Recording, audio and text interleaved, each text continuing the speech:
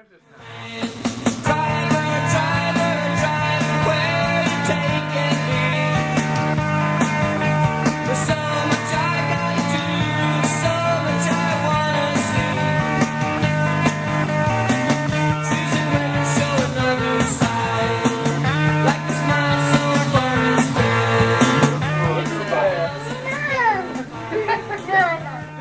like when it's like as an actor, if someone you don't want to hear action. There's part of your brain hears it, but then you've already begun at any point. So yeah, you're already there, I suppose. It needs to be a seamless transition somehow. But yeah, I get what you mean. Especially with this, because I've always felt, when we started talking, everything that's happened in the last little while, in the last 8 years, it was that for me was very much like, to talk to Frank or not to talk to Frank. Like, I mean. It would take like 9 pub conversations to actually catch you up with how all this fell off. But, on June 11th, when I got your thing, hey, would you be interested in doing a podcast? Yeah. Well, yeah, I think I would. And then I sat around there for a couple hours. And then 2 hours later, literally, after 7 years of nothing, I got an offer to go and do a film. So it's like, it was a little bit like that. And I thought, as per usual, that one precluded the other, but of course that wasn't the case. So I went and did that, and now I'm sitting down here. So it's kind of perfect. Yeah, that's pretty cool. That I'm gonna go for it. Yeah. Nice. Ooh, fancy. Yeah, it is actually. Yeah, but it works. Most importantly, I saw somebody at the weekend my wife was kind of saying it to me as if take note, like basically 2 bottles and using 2 bottles to open one bottle to open the other. Oh, I like that. It's kind of interesting. Nice symbiotic thing there. Yeah.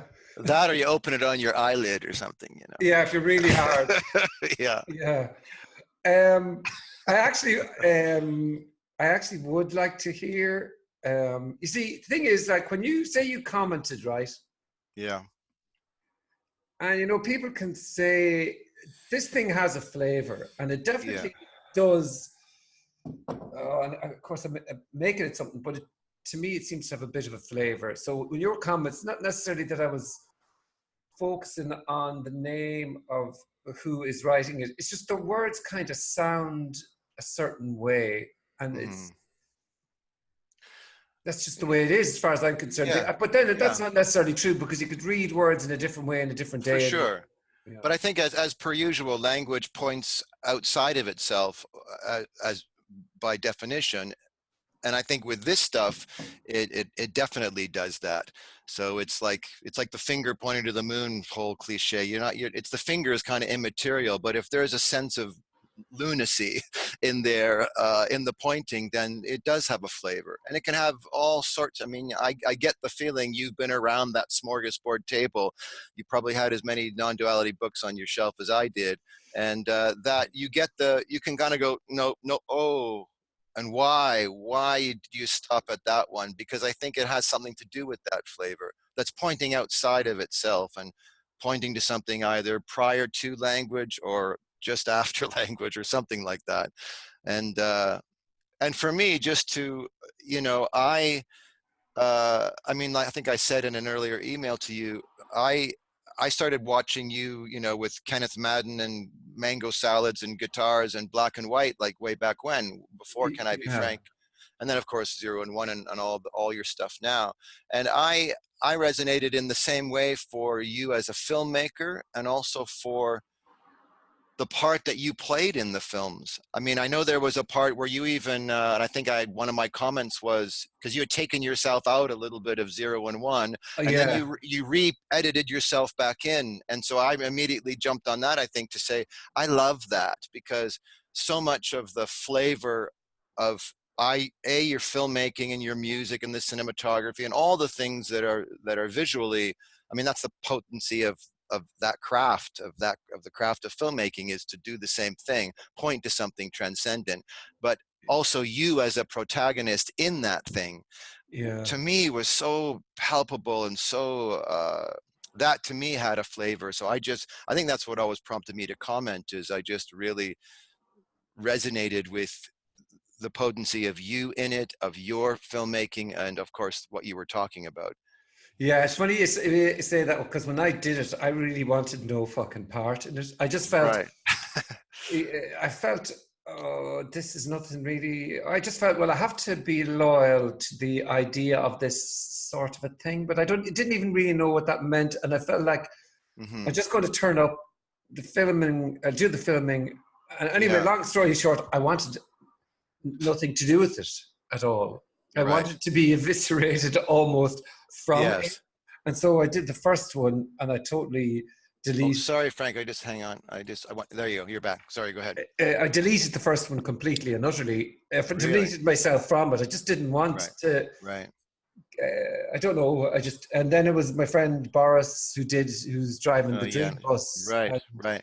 He was the one who suggested it might be interesting to put myself back into it. And his film that he made is interesting for the same way. In that, after Dream Bus, when he did his whatever that one was called, something, not, I don't know what. Being here. Yes, that's right. Yeah. It had that same flavor of that, but it isn't. But this whole process, as you've talked about many times, is a kind of an evisceration, and to kind of put yourself on the chopping block in the making of it. Like those actually were some of my favorite moments in a way. Like, you know, when you would sit with, I forget, I guess it was maybe Tony or something, where you would go, oh, I feel nauseous right now. Oh my God, I feel like, because when the message would get really like creep up and get really like blatant, like Flatline, no way out, that's the, you know, the death throes of the character are kind of on the table. And then to be able to cut to that is like, it's powerful, I think. I suppose, yeah. It's funny though, because it's only in the last week or two that kind of feeling of nausea again. It's because it feels like this is just so. I know this is so obvious, but sometimes when you say it, it's so far beyond the brain and the concept of the mind that you almost would say that and go, okay, but it's still within the realms of the mind. It's still within the realms of language. Right. But that's the conundrum is it isn't, you know, we're going to sit down and have a conversation about something that literally is talked about, but can't be talked about. You know, I always get this feeling of it's like standing on the North Pole and you want to tell someone about the North Pole that you're standing on. But to do that, you have to take at least a 0.5 millimeter step south in order to point back and go, there, that's what I'm talking about, North Pole there. But you're already south. As soon as to talk about it is to move south. Whereas all there is North Pole. There is no south. There's actually no north either. It's already too late. We're going to be at a party that we're already not invited to and already too late for. And in essence, but at the same time, inclusively, here we are, and here's the party, and we're perfectly on time. How do those things go together? They're not linear. The mind has no jurisdiction here. It just doesn't. It's already off reservation, you know? Yeah. So how can you talk about something that's already a priori? It's already the case. And so language is just going to futilely attempt to talk about something that doesn't need to be talked about, is already here without the talking and all of that stuff, you know? But that's a real, like, that's the nature of the beast. Like, there's no way out of that, you know? I don't think there is. But say maybe it was just an experience there the last week, which was just an experience, but the experience seems to kind of this nothingness is so even nothingness you kind of want to objectify. Right. And that's a perfect example. The brain has to. You don't only want to, the brain has to objectify it. It has to take void and nothingness and spacious awakeness forever. It has to make that into an object. And it does it even in its inception of wanting to describe it. It's already killed it and made it an object.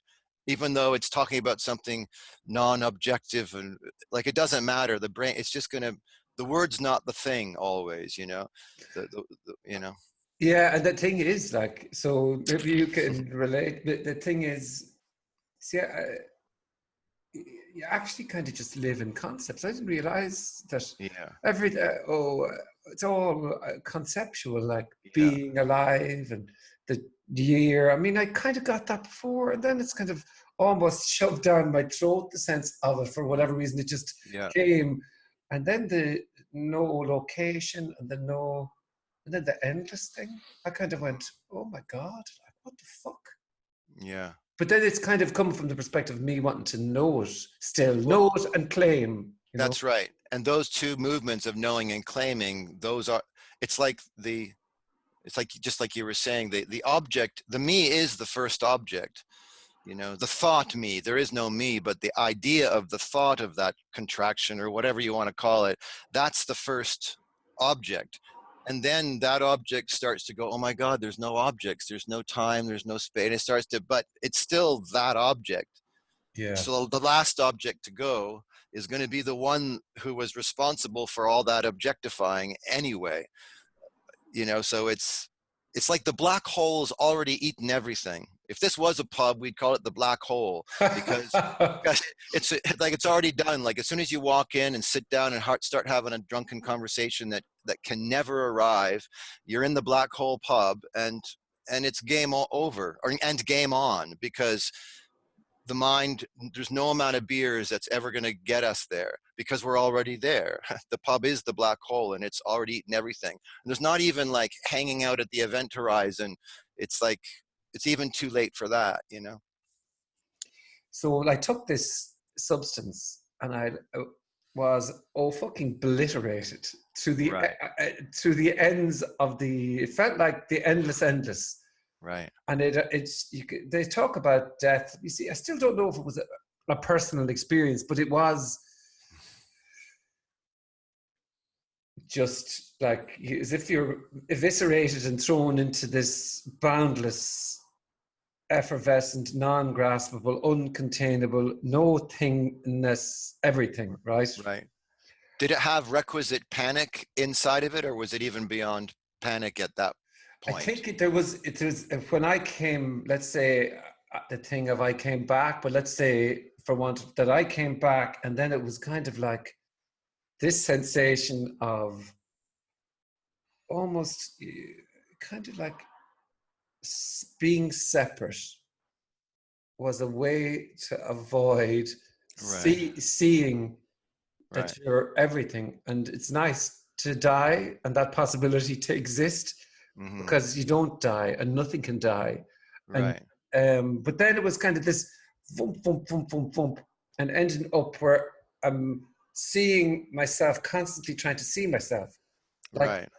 and that's where this madness began. Right. Now, this again is a story, but it was this madness of trying to see myself. Right. And it was like as if that was impossible, because And whatever sooner, way you go, that's right. There you are. yeah. Yeah. And sooner or later, those two facing mirrors, it's like, well, we'll cancel themselves out. You know, it's like a computer dividing by zero. Sooner or later, that it will still too be claimed as an experience. I mean, it's that old thing that and I've heard you talk about it too. It's like, well, that's way over there. You want obliteration? Fuck, go over there. But over on this end, it's like, well, a good night's sleep, or a nice book, or going out for a good run, or a cold dip in the ocean, or whatever. Like anything that, it's like that whole thing that, you know, becomes oft talked about too. But it's like, you know, we fear our own absence, and we yearn for our own absence, and that's a very mundane kind of thing. Like I said, a good night's sleep. I always loved that an orgasm was called le petit death, or whatever, le petit mort in French. So even the orgasm was, you're gonna not get to be there for like 3 glorious seconds or whatever, depending on your gender. You know, you're just not gonna, you're gonna get to leave. Elvis is gonna leave the building, and that's gonna be the best moment ever for Elvis. But for not, you know what I mean? Like that's, and I think that, you know, that's why no matter what side of the pendulum those obliterative experiences are, something comes back, the second mirror comes up to face the first one, and then wants to have that dialogue about it, but it's been, you know, and at that point it's seen something it can't unsee. And I'm sure I've never done as close to rabbit hole as human can get pharmaceutically without like, it just, you know, I'm very curious and I'll be a keen watcher of the doc, but yeah, I mean, I yeah. just kind of described it as the first experience that I wasn't a part of. Is The that first, true though? Do you think that, I mean, do you well, think I going for a know great run or, you know, losing well, yourself inside something else is, how was it different ultimately? it was just so far removed. I mean, but then you see, Right, some of it is this psychedelic, and is it the mind, and is it the mind trying to know again, know right, nothingness? Because then that was right, like, it was, man, I was just, but it was in this in this search. Do you know what I mean? I was doing it as part of this right, seeking for this thing. But then when I was in there, it was kind of like it's too much for a body and a mind. Yeah, right. even this fire of being everything, you know, Yeah. it was just, it felt like it had blown my head off and ripped me apart, really. And Right, that was a time during it, was almost like a just being ripped from this corner to that right, corner and right, beyond. But, right. I did, Yeah, but like when I came back into the room, it was, I was going, what's happened? What have right, I done? And it was like as if my body appeared in this, you see, you use right, words like pure seeing, but right. this beautiful kind of no centerless place of the entire room in which this dude arrives into it.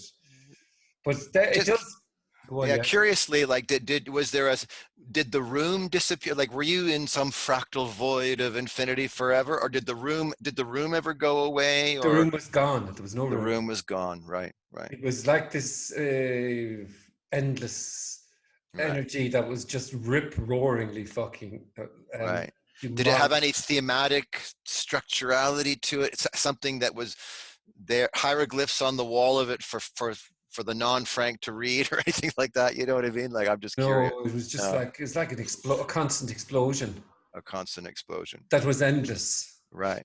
And so And again, we go back to like, so here we are 13.7 billion years post Big Bang singularity. And is this not that constant explosion, never ending, going off on our kisser like a neutron bomb without the chemical all the fucking time?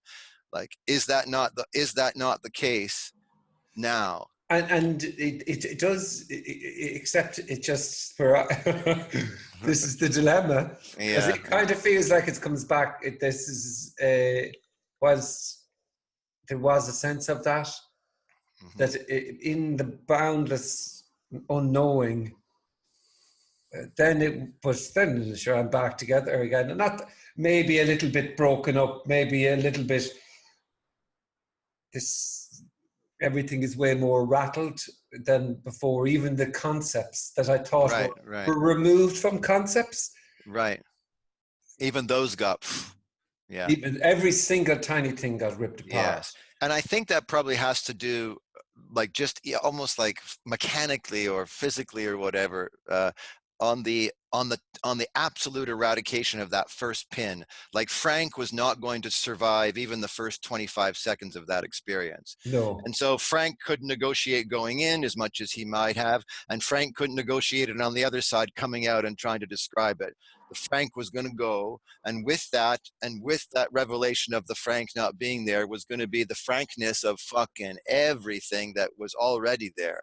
It's Yeah. like those, you know, Einstein, you know, what time is so that everything doesn't seem to happen all at once kind of thing. It's like, and that's why I always feel the urge when I hear about those experiences to go, even though it's completely different than the other end of the spectrum, when you're when I, you know, I get this a lot when I'm driving, you know, like you'll be hurtling down the highway in a metal glass box, and you'll wake up like 30 minutes later having negotiated everything and not died or killed anybody else, and you kind of come back online and go, fuck, I don't even, how did I fucking get here, because I don't know Yeah. where I was there for a second.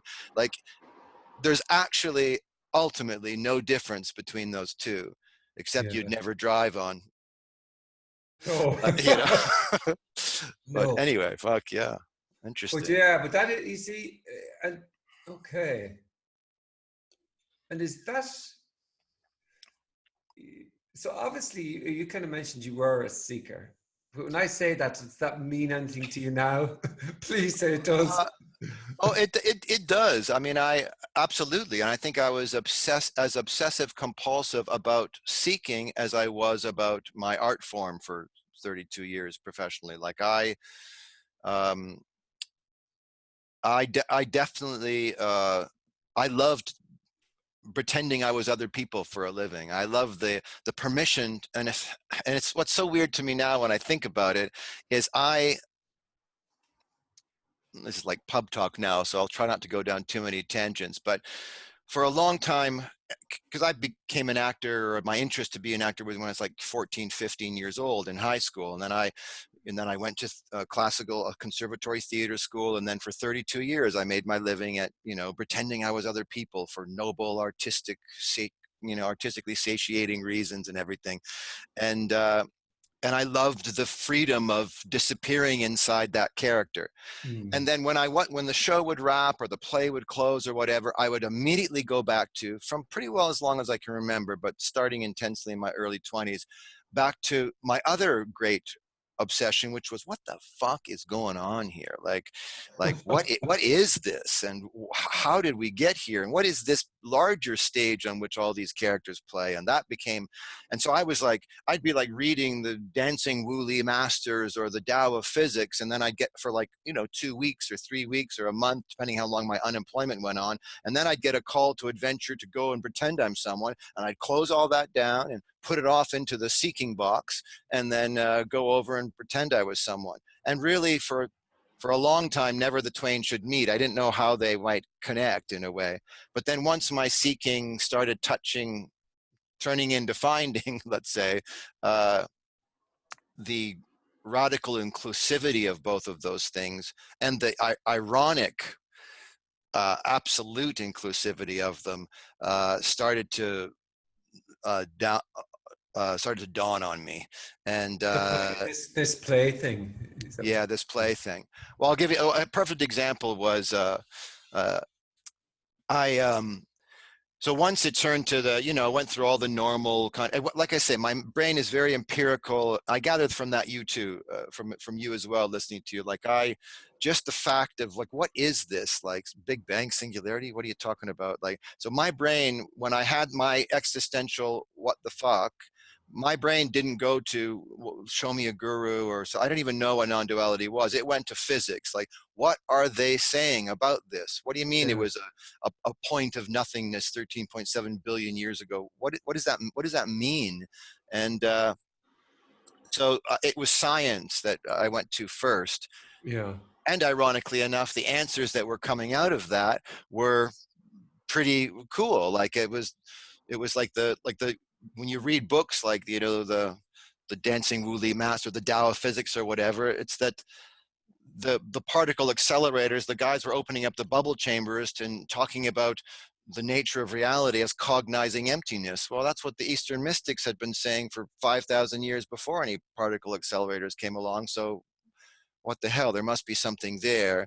And then but I still had these two worlds of being an actor and my interest in this stuff. And then when I turned 50, everything just kind of the seeking came to a head. And it's funny because if I think about it now, the seeking came to a head, and concurrent with that was everything circumstantially stopped. Like I turned 50. I'd been doing a series for 4 years, and that ended. My agent of 32 years ended, or 30 years or whatever had ended. I hurt my back. My dad got sick. Like everything went away. Everything, all the inputs or plugins that I had associated with being this guy who would pretend he's other people, and then I'd like to also know about reality. All of that stuff I'd Yeah. seen too much in the looking or the seeking in a way. And then I get, that's a total fucking story, of course, but right around then everything stopped. And then the last 7 years, really leading up to June 11th, was very much the aftermath or whatever you'd say about that experience. And so then there was a direct connection between having pretended to be other people, because now there was something that I realized I had pretended to be. Oh, and so the story I was going to tell you, this is what happens when you add beer. The story was in the midst, once I got into the non-duality circuit, I kept reading all these books and everything. And then I came across a John Wheeler book. No, Sailor Bob's. I'm like, okay. So anyway, John, and he just beats the drum slowly about present, whatever. So, and I read the things, and he kept saying in the back of his books, oh, you should do, like, it's also good to put yourself in front of a teacher, put yourself in front of someone who's talking from here. The books would always say. And I Yeah. always thought I should do that. Okay. And then one randomly, I looked in the, oh, there's an email address. I forget when this was. This was like, I don't know, late 90s, I want to say, or maybe the early 2000s. I don't even know now, but I went ahead and he wrote me back almost immediately. Yeah, I'm in San Rafael. Come visit me. Oh, so I went and basically spent first teacher I'd ever not been in front of. And so we spent breakfast, lunch, and dinner for 3 days, just him taking away everything that of everything, just knocking the legs out basically. And at the end we were in a sushi restaurant on the last day, and he knocked all the legs away, and we're just sitting there with the edamame beans. And he said, because I didn't know, I knew he was a technical writer, but he didn't know anything about me. He didn't know what I did. And he asked me, so what do you do in this Flatline aftermath of what those days were about? Yeah. And I said, oh, what do I do? I had to kind of come back online to even describe. I said, well, and because I knew he was a technical writer, I just started riffing on an image of, you know what I do? I take a blank disk and I start programming it with the ones and zeros of information. Just like I just start, if I have 3 weeks to prepare for a guy, I will put all the information, all the biography of who he thinks he is, and his mother and his dad and his things, and all those seminal moments that happened to him in his upbringing, basically all that stuff.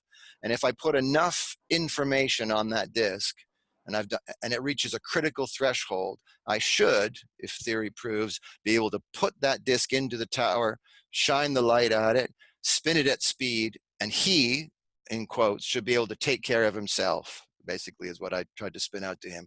He should just, I shouldn't, I won't even have to be there. I might as well be sitting in the front row with everybody else, or in Video Village watching with everybody else, because he'll do all that. And if I ever find myself in there doing him, I'll know I'm in trouble and hadn't done enough programming or something like that. And he just listened, And then he said, that's really cool. He said, well, what do you do when your movie's wrapped or whatever? What do you do? And I said, because I was just following on my own thing, I hadn't really thought it out this far. I said, well, I eject the disc. I just don't need it anymore. I just don't need it anymore. And then another pause. And then he said, well, why would you put your disc back in? And that was kind of my first real flatline in that way, where I was just like, right, why would I put my disc back in? That, of course, Michael was as much of a construct, critical threshold of ones and zeros of information being held at speed. I was as much that as anyone I'd ever played, and that then the mirrors kind of started to collapse in on themselves, and I couldn't keep the two worlds apart anymore. And something like that. Anyway, that's the narrative. That's the tale that one would tell, but yeah, wow. Of course, meaningless. But obviously, and was that the end of seeking then? After that? No, that was really the beginning of seeking. Yeah, That was the beginning of serious seeking now, because now the scent was in my nose, and I knew that, okay, it's almost like when you say, this has something to do with eradication, that this has something to do, and now, then seeking proper, I would say, serious seeking maybe began there. Okay. And then whatever, these are all just, it's like coming out of the experience, whatever it is, and, looking back and trying to piece together a story about it. But Yeah, to answer your question simply, I think that was more like oh, okay. This isn't, it was my first clue that what I was looking for wasn't what I thought I was looking for. Yeah, okay. And now the head was in the lion's mouth, and now it was like going to be the first inkling of this might not be pretty occurred to me. Yeah, yeah, okay. Fuck, Yeah, yeah. And yeah. so we're in a story, we might as well. But what happened, or can you say it there? Just a bunch of stuff stopped happening, starting with 7 years ago with just life just started circumstantially taking things away, and then just the plate spinning of the character and there was a few quantum little jumps of experiences that any diligent seekers had, and then comes back and tries to describe all those things. Yeah, I had things like that, but they didn't really mean anything, and I knew they didn't mean anything even as they were happening, or especially in their post description phase. But it was more like a gradual kind of like nothing much to hang on to anymore, like just it was like almost retroactively noticing that something felt different and I didn't know what. It was like I used to describe it at the beginning like to myself about like I feel like I've lost my car. I don't know what I've lost, but I can't locate something like that. That was the first feeling of it.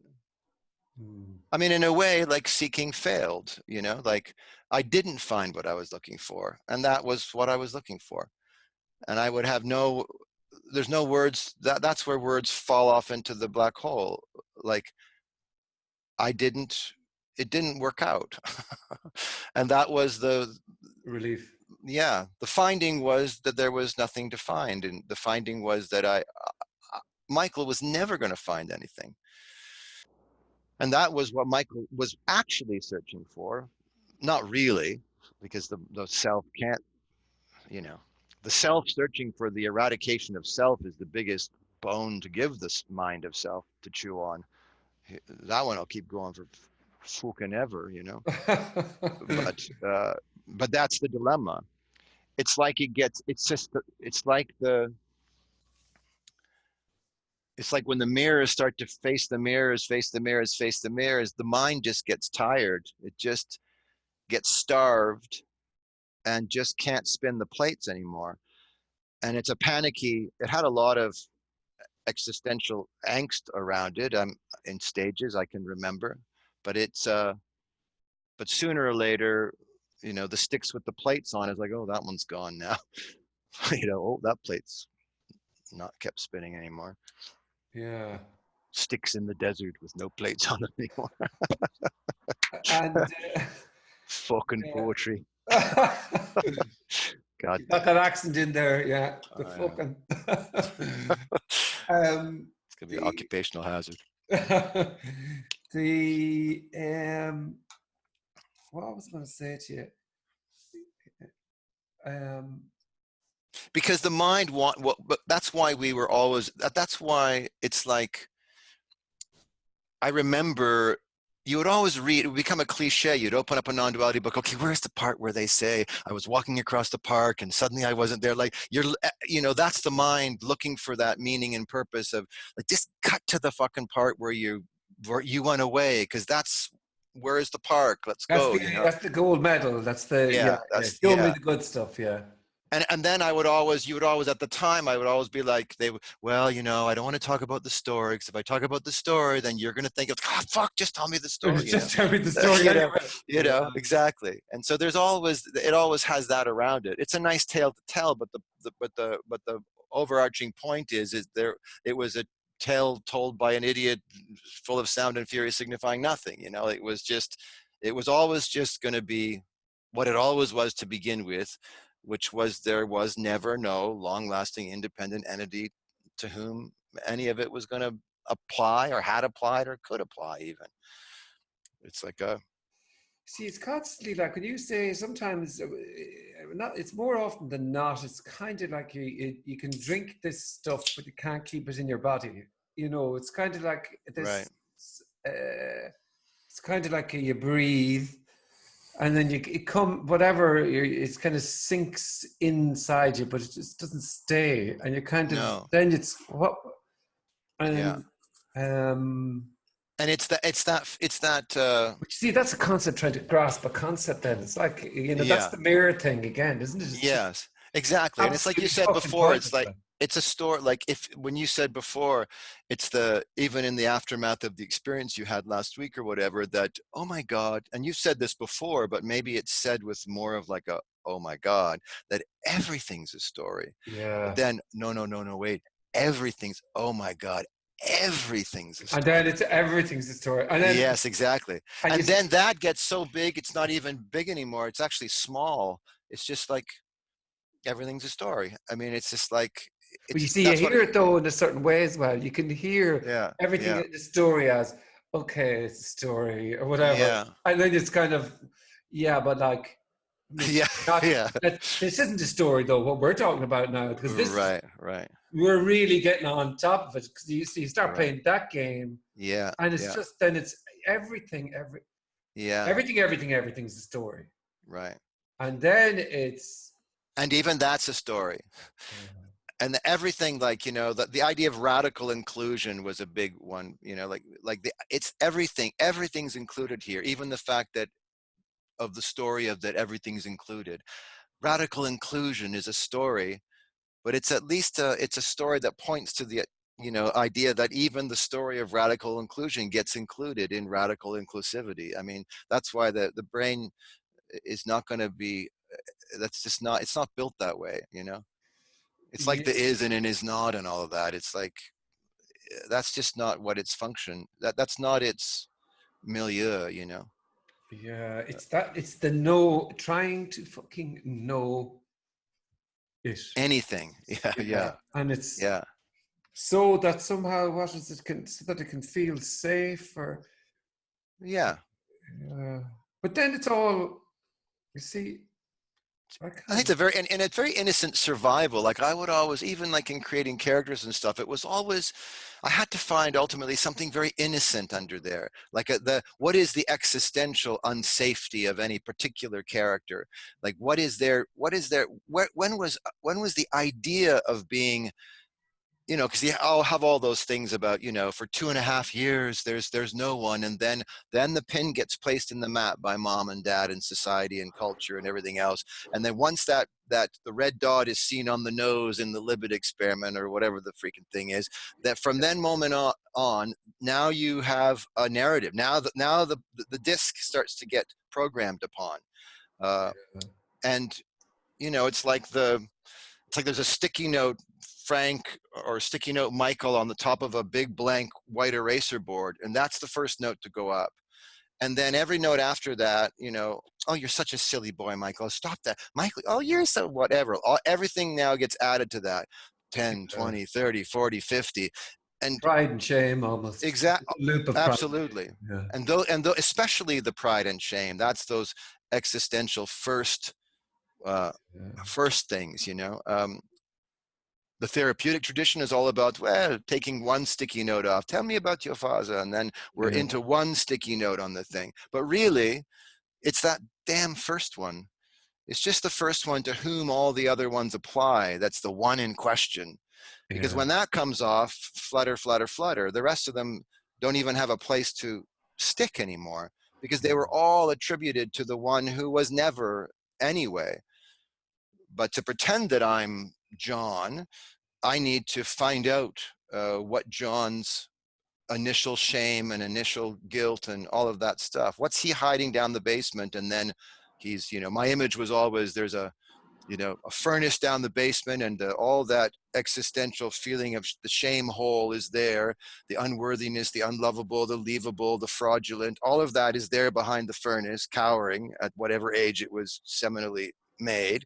And yeah, then up at the top of the basement stairs, the Michael and the Frank show up as sentinels in front of the basement door, in a hallway of other sentinels in front of basement doors that they're not even aware that they're standing in front of. And all the dramas play out there. All stories played out there, you yeah. know. and any good story, and that's what I was always fascinated by. Of course, they both relate, my two passionate OCD interests, is that any good story will be about opening up the basement door and walking down the freaking stairs, and with all that scariness, and peeking behind that furnace in Act 3 and that monologue about your dad, and realizing that, oh, there was never anyone behind the furnace.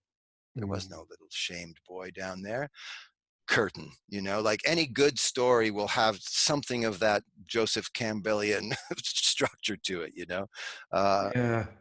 and then I could marry so many things, in terms of, and that's why it was just so interesting the way it's fallen off the truck with being away from it for so long, and then having this stuff take center stage, as it were, and then to now return to something that I did love, but now with an ingredient that I couldn't have imagined before could have No, been I keep on possible. to ask you, you think you're a better actor now, but I don't know. I mean, it was a very surreal experience because I'd been on that horse for so long, and then to be away from it, there was a little bit of ring rust of a feeling of just a natural feeling of being away. But overall, I would say that maybe there was something more. I just didn't. Such a great question. I didn't have the need to editorialize anymore. Like there wasn't anything, even when the take was over or whatever, I wouldn't say, I don't know, or driving home from the shoot. I didn't have any, when I was doing it and I was enjoying it. When I was preparing for it and preparing, I was enjoying it. And when I was driving home, when it was all over, I was enjoying the drive home. I yeah. went to the Rolling Stones concert. Like I had a night shoot till 5 o'clock in the morning, and I went back to the hotel, slept for 2 hours, got up, drove 4 hours, and suddenly was with 75,000 people seeing Mick Jagger. And so I was just like, it was radically inclusive. It was perfect. There's 75,000 meat sacks watching a 75-year-old meat sack, and I just pretended I was a meat sack for 5 or 6 days, and so that kind of stuff, I guess. But I don't know. Time will tell. The Yeah. other weird thing is that I always used to have, and I guess I'm just because it's such a great question because I haven't really thought about it, is Yeah. that whenever I'd finished playing someone before, there was always a feeling of, okay, on the drive home, it would have been, who am I going to play this time? Who's the next one I'm going to get to disappear in And service a of? Like, loss, probably a loss as well, going home from it. Do you know, there's yeah. probably a loss of that character or whatever and all that. Yes, and whether he clung on a little bit or didn't, there was always the, okay, when's the next time I'm going to be able to take the drug of pretending I'm someone else and disappear for a while? Yeah. When's the next time? And it's got to be this. I hope the writing's good, and all of those things would come online, and that just felt quite naturally, like because I was now unemployed. I mean, I've drifted out employment and unemployment for 32 years, but the difference driving home from this place was like all of a sudden I was just looking forward to the concert. I wasn't, right now, if the phone rang and you have an audition tomorrow or you have an offer to do something, I'd be like, oh, really? What's going on? Do I want to? Like, I still Yeah. don't, it doesn't feel like, A need. yeah, it's not it doesn't have any, it almost feels like, like everything else feels a little bit like a dream. Like, oh, I did that. I went and did that. Everything feels a little bit like that, of course, like, it's like, what the fuck, like, but the idea of moving, I'm an actor because I was always like, moving in space and time as that, building a career, wanting, Yeah. knowing, in a noble profession that holds the mirror up to man, like all of those things. That's a lot of ones and zeros on a disc. It's a lot of noble clothesline to hang a narrative on. And it was the last 7 years was about the ripping down of the set was going to be struck, the set Yeah. was going to be struck. And in the aftermath of that set being struck, oh, you feel like pretending you're someone again? Yeah, okay. Happened on the same day that you said, do you want to come and talk about this shit? Yeah, Yeah. okay. Yeah. And Anyway. but I suppose the reason I ask it is because I've done an acting course, and I did, obviously, I purposefully didn't check up about you. I didn't want to know anything Yeah, about you. good. I just didn't like the idea of oh, thinking you were somebody. Do you know what I mean? Yeah. Oh, this is, and And then I'm I not. would Yeah. start. It's much nicer just to go, Yeah. oh. But you know what I mean? It's just much nicer because I know my own brain then it'd be going, Yeah. Yeah. good Yeah. job here, you know, blah, blah, blah. Yeah. So, Right.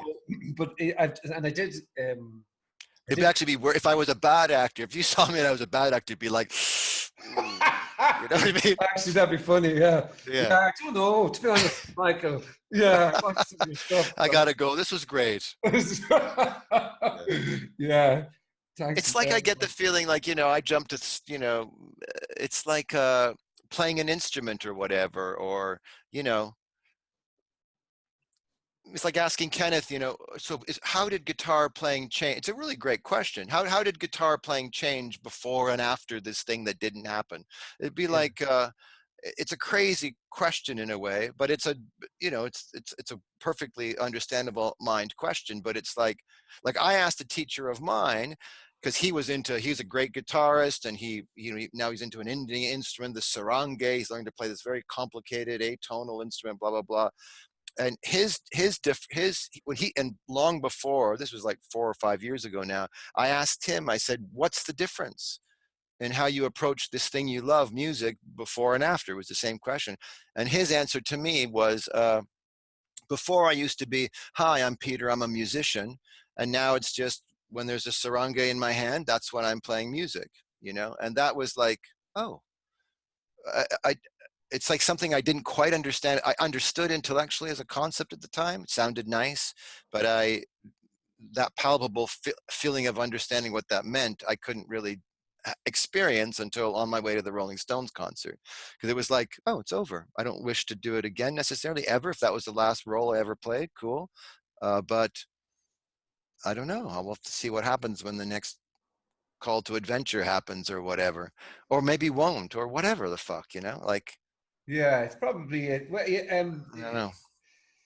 a thing of, well, this is what's happening, or well, that's what I've heard before. But I suppose where I was coming from with the question was only, it was slightly tongue in cheek, but also because being an actor is kind of like it's in the same.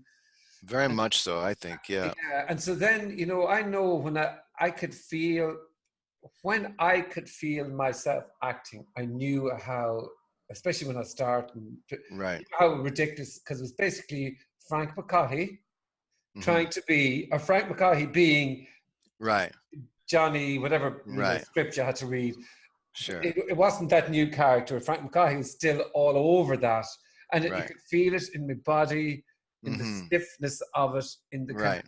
analyzing of it. And that's why I was kind of wondering if Yeah. there's, Well, I mean, and even just take all this non-duality stuff off the table for a second. Even just I mean, I used to, once I got to a certain point in my career, I started teaching a little bit, and mostly I'd be teaching actors in their mid-20s and stuff like that.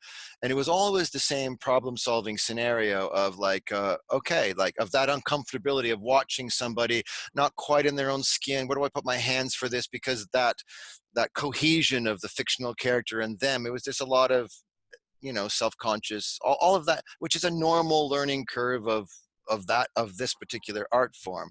Uh, and I would literally always say, like, it's like, you don't want to do this, it's like, bad acting is like, what, like, and even in, especially when the one doing the act is going, look at this, I've really prepared this guy, and oh, look how he does his little thing there, and isn't this kind of interesting, and oh, wait till what you're going to see next. And there would always be this thing, and I'd say, you know what, you need to take that and get it inside here.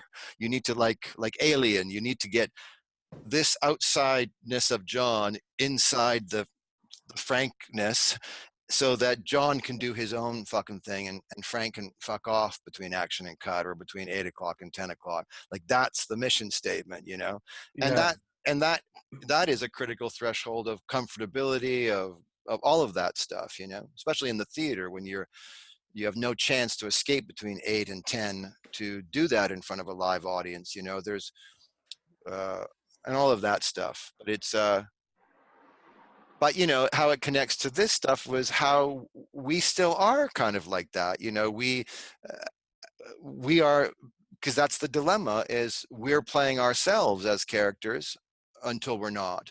And that whole, and we're well freaking rehearsed because we've been doing it for a long time, and have all sorts of versions of our characters that play, you know, the husband and the father and the friend and the, you know, that we have, and we put on the different, even the one character of Frank has many different Frank masks that, you know, so it's all acting, you know, it's all really, it's all acting. The character, the long-lasting independent idea of being a separate entity is an act from beginning to end. But when it's believed in completely as something, then, like, the willing suspension of disbelief is, it's not, no, it's believed, and that's its point, is it's believed.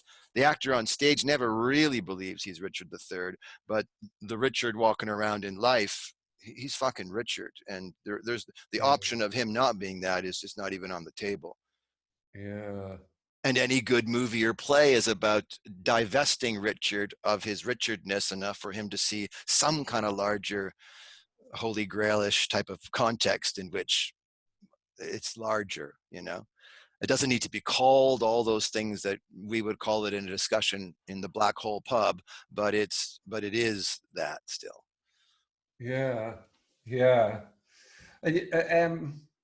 Say in this, because the way I operate is knowing things, wanting to know, right? I want to know, and Right. and no matter, it's like that particular energetic movement, me, can't end. There's no way it can, No. because it seems like it's not attached to anything, but it's still an energetic pulse movement of, because if it was choice, you'd say, okay, I'm going to stop choosing to try to know this thing.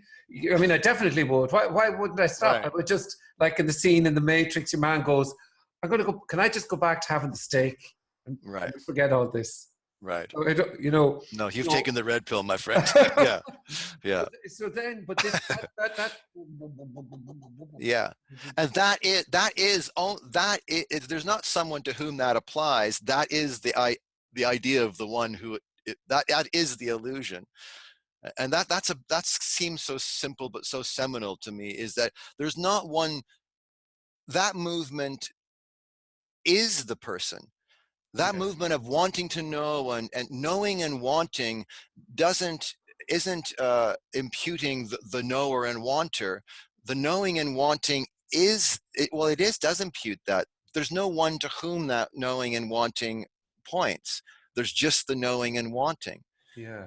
Seeking energy, you know, implies a seeker, but there is no seeker or hearer or toucher or taster or feeler, whatever. No It's like this verbing of being a self it's a verb. It insinuates a noun, but there are no nouns anywhere. Never mind the person, place, or thing, but anything. There's no nouns.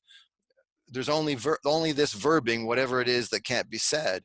And inside of that verbing, the miraculous possibility of the mirror can turn to face itself and pretend that there's a mover and knower, seeker moving through time that was never there in the first place. But God damn it, it fucking feels like there is, because it's really sensate too. It's not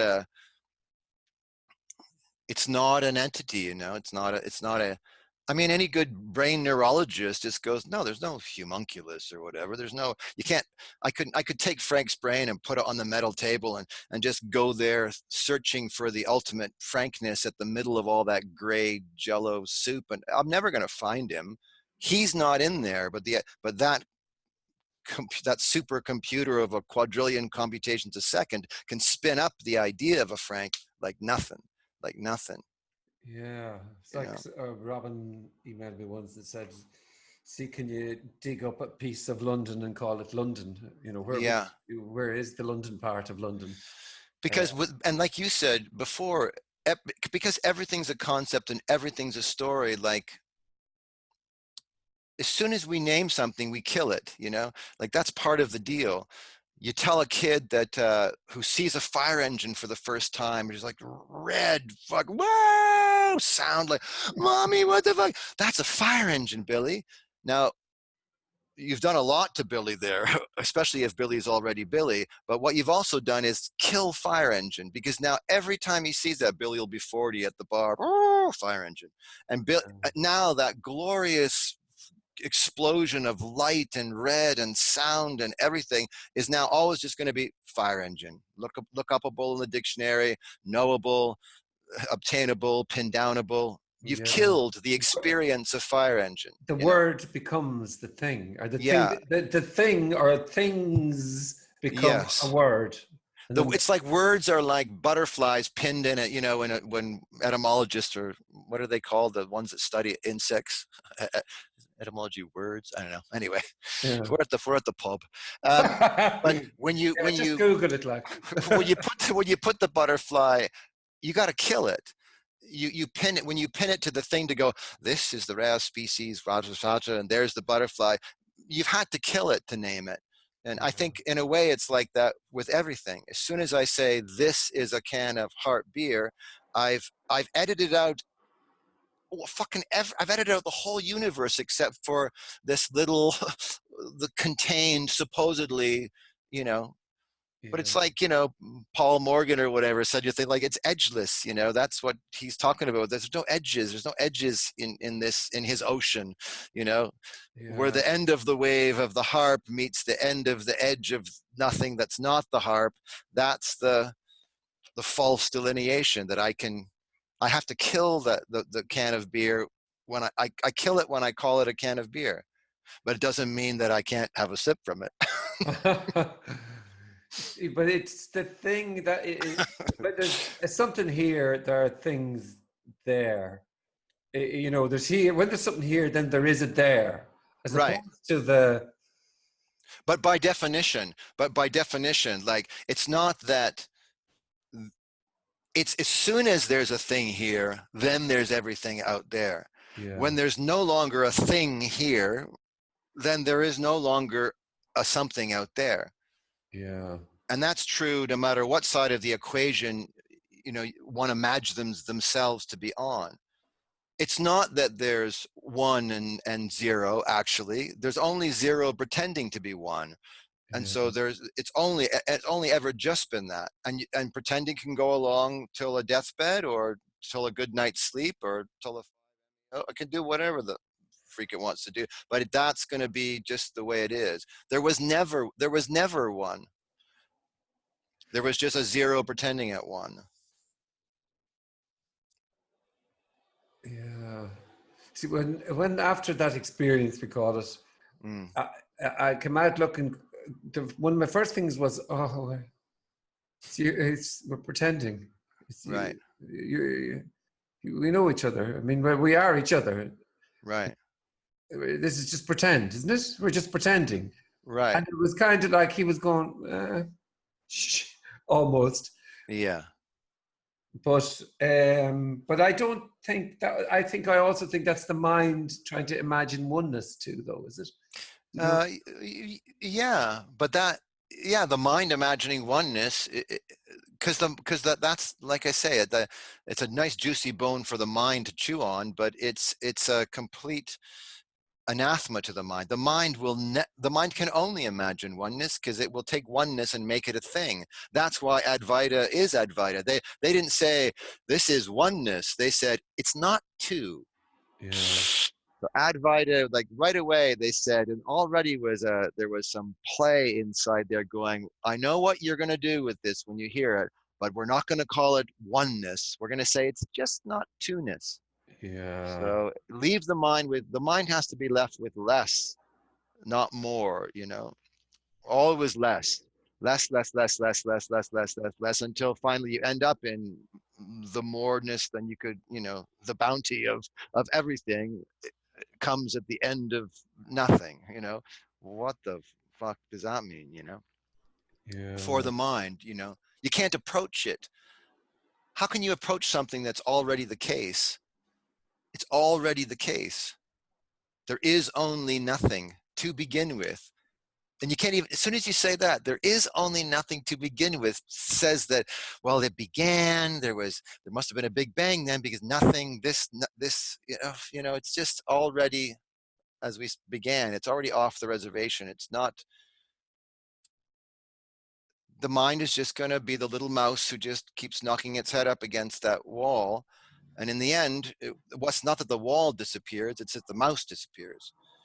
There was never any fucking mouse and no walls, therefore but it's like the mouse was looking for, oh, I have a few less walls than I used to have, to hit my head against, and now I've purified more and blah, blah, blah. But that's just going to be, there's going to always be more walls around the next corner for that mouse, for any mouse by definition. That's how it survived. That's how you survive. Again, in that a particular experience, the sense of the mind, it's always like nearly there. And when is nearly there? And then I was kind of seeing that in infinity and beyond, nearly there, nearly there, nearly there, nearly there, nearly there. Right. It just won't end. The nearly No. and but what if, yeah. No, go on, sorry. Oh, yeah, sorry, because we're at the pub, you can gong me anytime. Yeah, interrupt, yeah. That if what if never end is the end? What if the fact that it's and you know what that just reminds me of too? Okay, I have to go. I'm going to take this back just briefly to the acting thing, because now I remember something that's just coming back to me, that an acting teacher gave me an image when I was like in grade 12 or something. I was like introduced the whole thing to me.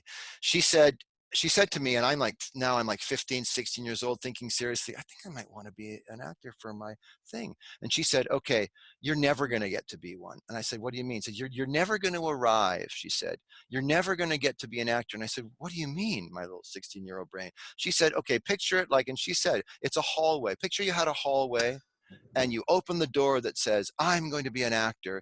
And then you look at that hallway and it's just like an infinity of doors in both directions. And you go down the hallway and you open the one door to the left and it's an infinity of doors. And you do that you don't have to do that for very long before you go, oh, this has no back wall. And her point, of course, being as an artist, hey, you might be on your deathbed if you had a conversation with Frank, or you read a love note, or you had an experience somewhere, or went to a concert, you would have something the day after to bring back to your work. So you'll never be able to stop and be finished and say, I'm an actor, I've arrived. But that was in that realm. But here, that's exactly the same thing as you describe it. If you're on a ladder, an infinite ladder, somewhere on some rung, but it's infinity up and it's infinity down, and it dawns that it's infinity up and infinity down, and you're always going to therefore be always in the middle of the ladder, then at that point even the ladder disappears, because what's one to do in the middle of infinity with no final answer that's going to ever be finally arrived on? What if not arriving is the final answer? That was totally the sensation that I had. I'll bet, yeah. That never, just that memory now, which you said that never, it's in the never ending. And then the moment the brain comes in, right. The moment the mind comes in with that, it's in the never ending. But sorry, it's in the never ending. That's right. And the never ending. That's where I was kind of dying, like, it's the never ending. Right. Never ending. And then it's okay, I get it. It's in the never ending.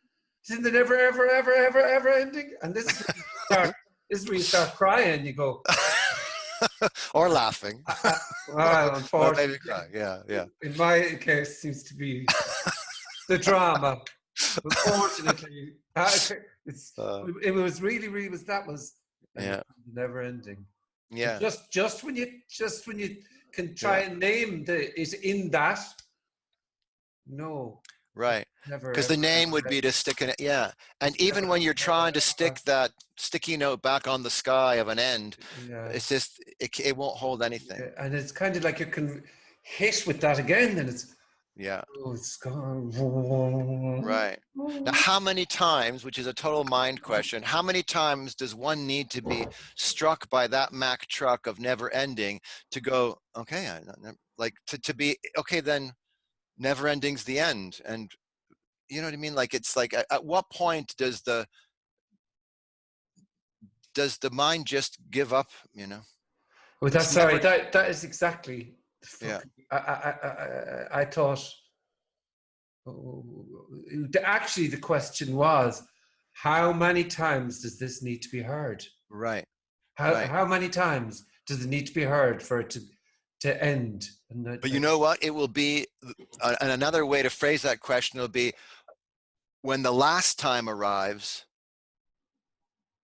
when the very last time that it ever needs to be heard again, or thought again, or conceptualized again, or even brought up again as an idea of a story that, so 2 years from now, I'll ask you to tell the story, and you go, when did it end, Frank? And you won't be able to, you'll just go, well, there came a point where I just stopped asking the fucking question. I didn't have the question of when would it end anymore, because look, I'm still here. It's end what? End schmend. This is it. Something that this isn't going to end because this didn't begin. And that's the black hole pub. This didn't even start. So how could it, that's how infinite it is. Like, even when the mind takes something like eternal or infinite, it has to go, you mean a really, really, really, really, really long time, or a really, really, really, really, really big space? It's actually eternity and in enfin, you know, without end. It's not saying that it's really big. It's saying those aren't, it doesn't even have those parameters. It doesn't even, big and small and timeless and time don't even get to enter, because they're just sticky notes on the sky. They have no place to be. Well, they haven't everywhere to be.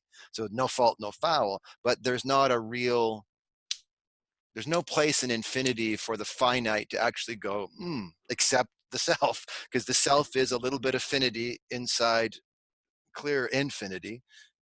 And that's the issue, the only issue, really. And it's not even an issue, because on, you know, on both our deathbeds, it'll be obvious that, you know, the end will be upon us, and that end won't end either, because how could it? Yeah, the deathlessness thing was kind of, where would you go? Like, where do you go? Yeah, yeah. Where Which is can the you same possibly question as, go? where are you? Where would you go? I don't know. Before you talk about, because that's the whole way, that's a perfect example of how the mind does it. Well, where would you go in endlessness? Is the same question as, well, where are you? Where are you? Yeah. Because then, because if you're not, and you're not, then the question, where are you, or where will you be going, or where you've come from, get just struck off the table. That again, it's the strong sensation of that movement. Just we're talking here now. That really strong sensation of the knowing, trying to know it, uh, and the exposition, or the it that being exposed as beyond an answer. That there's not Yeah, even an answer, doesn't come into it, and yet it's greeted with knowing, greeted with, yeah. and it's, And because the only thing we've ever had to greet anything with is a sense of knowing and seeking and wanting, like knowing, like, you know, we had to, I mean, that's just the only tool in our meager arsenal, is to know and want. I mean, that's all the mind really has. And so, of course, it's going to apply that one multi-purpose tool to everything, including big, huge experiences like that, or even just a fight with your spouse, or a scene with the Uber driver. Like, that's all it has. Or just looking at the beer can and wondering if it's just a beer can, or is this the Big Bang? I mean, it's the same thing. It wants to know, but it will, that arriving at knowing, that the illusion of arriving at finally knowing is the proverbial carrot, is the endlessly receding horizon. Closer you get to it, the farther off it will be, and lifetimes can transpire. you know you know but that's what's so also juicy and delicious about it, is that uh is that because it's inclusive of that. It's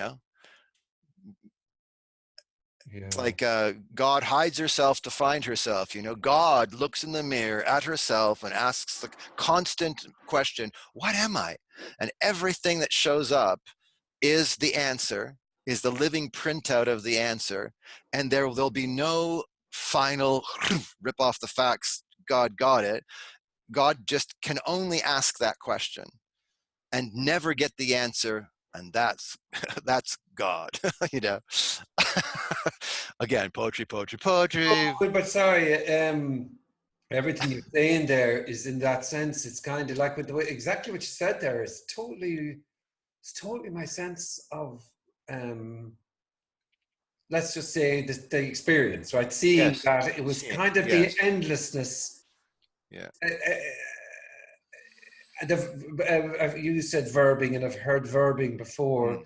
but the ongoing Yeah. continuously, but yeah, and Yeah. then and the only thing that this wanting to know, the fact that what you said there is lovely. Just that where it is like the wherever you go, there I am. I seem to be really, really sad about that. That there was no. Yeah. I seem to be really kind of that I couldn't get away from myself. That it was almost claustrophobic, Yeah. almost like that was the But kind but of bullshit in a way but of only for the experiencer of that experiencelessness. It's only sad and because that's always what we've been talking about in this stuff. Always is like it's about death. I mean, in terms of the me and how the mind hears it, and all of that stuff that you've ubiquitously heard out of various different mouths for freaking ever, and will continue and will continue to for freaking ever, and every single flavor and differentiation of that.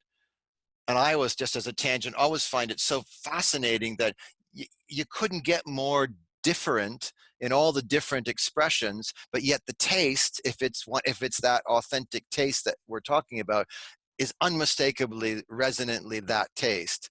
yeah. So like that, there's a big clue in the game right there. Like, you know. It's a tastelessness, isn't it? Yes, But there's a yeah. taste to the tastelessness. And there's a flavor to the way tastelessness is served up. Yeah, And it can be the Boris flavor or the whoever flavor, or the, it can be the whatever flavor. It doesn't matter. We've all, like I say, we've both been, I know, around that smorgasbord table as characters. So we've gotten lots of different versions of that, different yeah, types of fingers pointing at the same freaking moon the whole time. And sometimes you can get lost in the finger, but it's like, yeah. that's that damn moon. It's that endless fractal infinite moon with no edges that we're talking about. And Yeah, fucking hell. it's beautiful, really. And that's what's so like, when I have a couple of people in my life I can talk to this kind of stuff about. I find it really not sad, but there's something like, wow, like, so my sister and my mom and my dad's passed now, because that was a whole part of that 7 years, but there were people that you would think you're being your most intimate, that God, can I share this with you? No, actually, no, until such time that you can. But when you find fellow pub mates who are willing to sit down and try to talk about that which can't be talked about, it's pretty fucking cool. I mean, you know, like Yeah, I like it for the sheer, you know, I just think it's the most interesting conversation, non-conversation ever. And now can relate it completely to what characters I played tried to do always in any given scene. Because again, this is just a tangential thing as an actor, but it's like, the Greek worded, the meaning of the word drama was to do. You can't be on a, they would, oh, that's acting 101. You did when Frank acted. It's like, well, what do you want in the scene, Frank? What does your character John want? What's he doing? What's his wanting? What's his carrot? yeah, Like if you didn't sniff that out in a scene, you couldn't play anything. And but as soon as you had something strong to play, then Frank could disappear, because John would just want that freaking thing and he's going to go get it now. And if he didn't get it in the one way, oh, I'm going to try another way then. And that's, if it's a good script, it'll be written like that. You have an intention, and until your intention's met, the scene ain't over. But if as soon as you get your intention, and the actor the character gets the carrot, well, the play's over. So you're never going to get the carrot until maybe the third act monologue about the father or whatever. But you're never really going to arrive. And that's what character is. The process of watching someone trying to arrive at a place they'll never get to. That's just dramaturgically. But lo and behold, you know, that's what we do on this, you know, all the world's a stage, you know. Yeah. And I find that fascinating, you know. Never finding. Never finding. That's, yeah, never finding. there's not even peace with not never finding. That's the thing. Is there? No. Is that? No. Well, no. Well, because I know what you're saying now. Relating it back to, I would say that to make that free fall through the fractal no end thing that you experienced, home would be the peace that passeth all understanding. You couldn't describe it to somebody else to try to understand that peace, but if there was enough of a dissolution where that could feel like home. What do you mean feel like home? Never ending and never reaching anywhere, forever, all time, never even began, infinity in all directions. What? That's home? Yeah, when that's home, then that's peace. Because now there's nothing at a center with a vested interest to have it any other way. It's just a recognition that this isn't a new way. This is just the way it's always been. This is Dorothy's, look, Toto's gone over and put the curtain behind and you've caught it red-handed. Oh, fuck. And it's all kind of over then. And it doesn't mean that, you know, yeah, that would be peace, but it wouldn't be any kind of peace. That's why it's passive understanding. It wouldn't be any kind of peace the mind could get to know or want or get hold of or understand. Yeah. Yeah, it's a sort of a peace that is it's peace in not peace. Peace in fucking everything. Right. Yeah, but it's not anyone's peace then. Right, not anyone's peace. Because the one in question is gone. Their idea, and you know, well, they were never there, but their search for peace was predicated on the idea that there was some kind of non-peace already present. That's why they were seeking peace. But that non-peace is just the feeling of being the one looking for peace. There's no one there who's searching out peace. There's just the imagining that there's not already peace ad infinitum. And I always found that's kind of the real, in my empirical mind, that was the real linchpin of the that there's no one to whom, you know, because, okay, you can understand, the concept is, you know, the movement and the tension of the contracted tension of the felt sense of self is a moving of wanting and seeking, and, you know, but it's so subtle for the mind to include something prior to that, who's the one who's authoring those feelings and thoughts. But those feelings are the one that's imputed, the non-existent one. It's the, do you know what I mean? Like that, there's no one to whom the seeking and wanting appears. There's just the verbing of the seeking and wanting, implying the noun of the seeker wanter.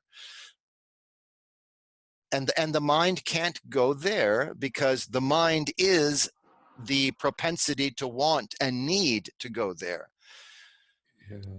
You know, it has to move. It's on square one of a board, and it's rolling the dice, and it wants to step onto square two and hopefully Baltic Avenue and not jail again for $200 or whatever. It wants to move. It needs to move in order for the game, for the monopoly of its life to be something and maybe win. I don't know. Let's see what happens. But the game's already over, because there was no little toy hat or whatever, shoe or whatever the pieces are on that freaking game square one. That's the winning of the game. That's the piece that passes all understanding, is I never even had to play Monopoly, because there was never anyone here to play, and there's not even any board and any fake money or any of it. And now if someone says, hey, you want to play Monopoly? Sure. Because, hey, fuck, can I have a harp and a Guinness when I play? Sure.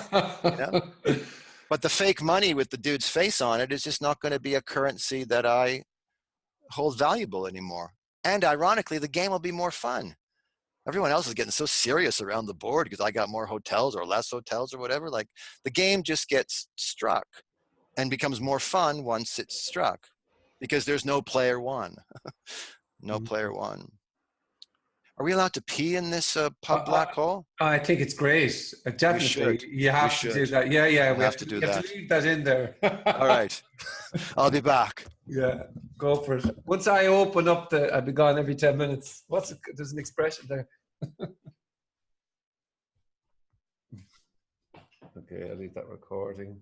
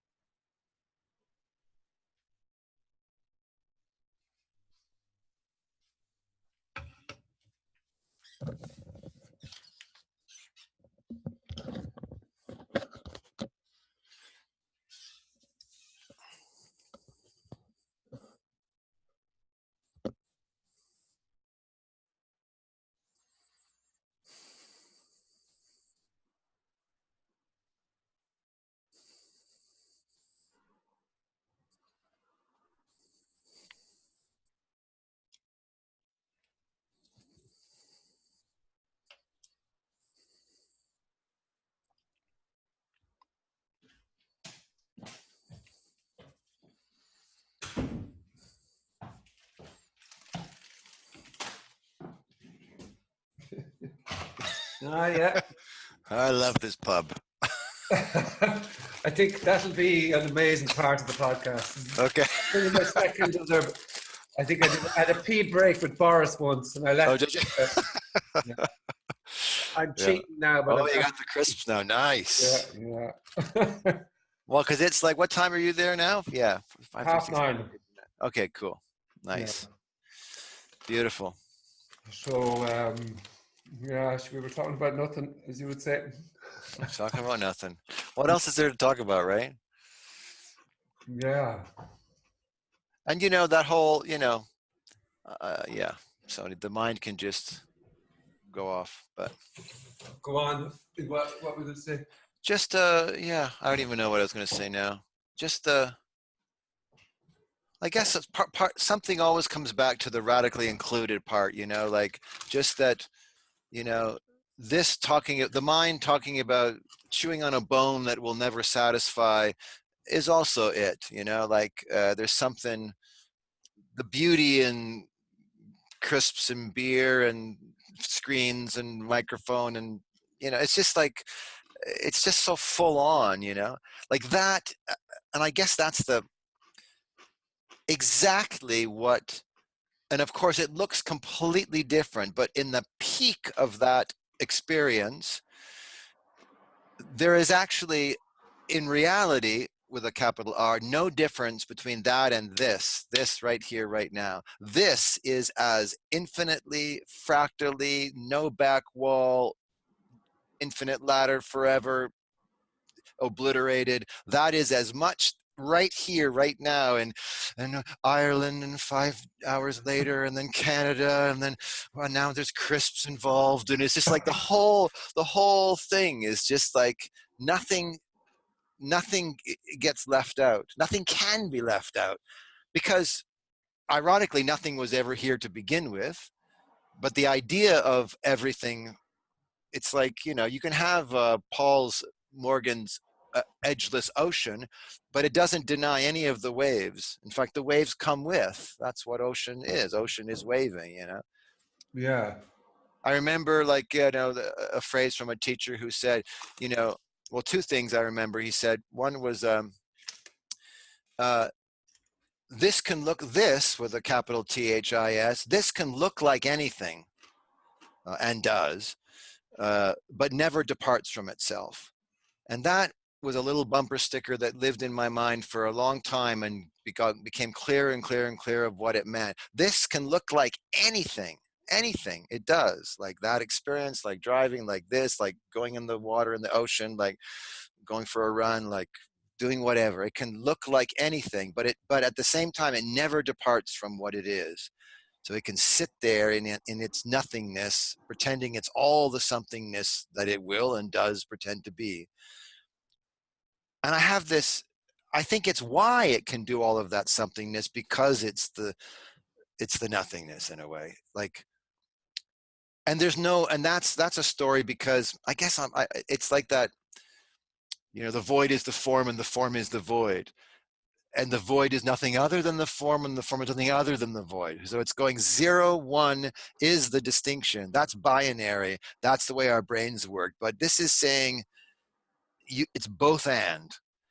And the brain just can't go to both and, because it's a binary system, ultimately, survival system, pattern recognition system, that's not built to go both and. And so it just has to, it's just going to divide by 0 whenever the pinball machine's going to tilt whenever it really approaches that, because it can't approach it.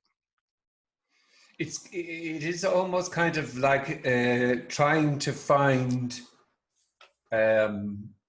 it's even in, like you say, it's in the conversations, but it's constantly trying to find an anchor or a safe point in, Right. in this conversation. Yes. So it's kind of like, okay, so it's anchorless. Right. So I'm here in the anchorlessness, right. and I'm here in the space. I'm in a boat. I've pulled up anchor.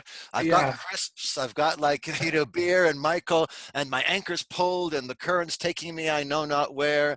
And yet even that is a subtle, ever so subtle anchor. Another anchor. And even in the anchorlessness, okay, right. So it's total anchor. There's no anchor. There's no place to go. This is no location. There's no time. I can really feel that now. And then, yeah. Did you believe me? I'm here. yeah. It's always kind of, am I there? I'm just trying to sneak in the gate. But it's like what I love so much about your little recent manifesto that you wrote on Patreon about just, you want to talk to people, but you're savvy and cognizant about the ever so subtle ways in which mind will place down just a little bit of an anchor.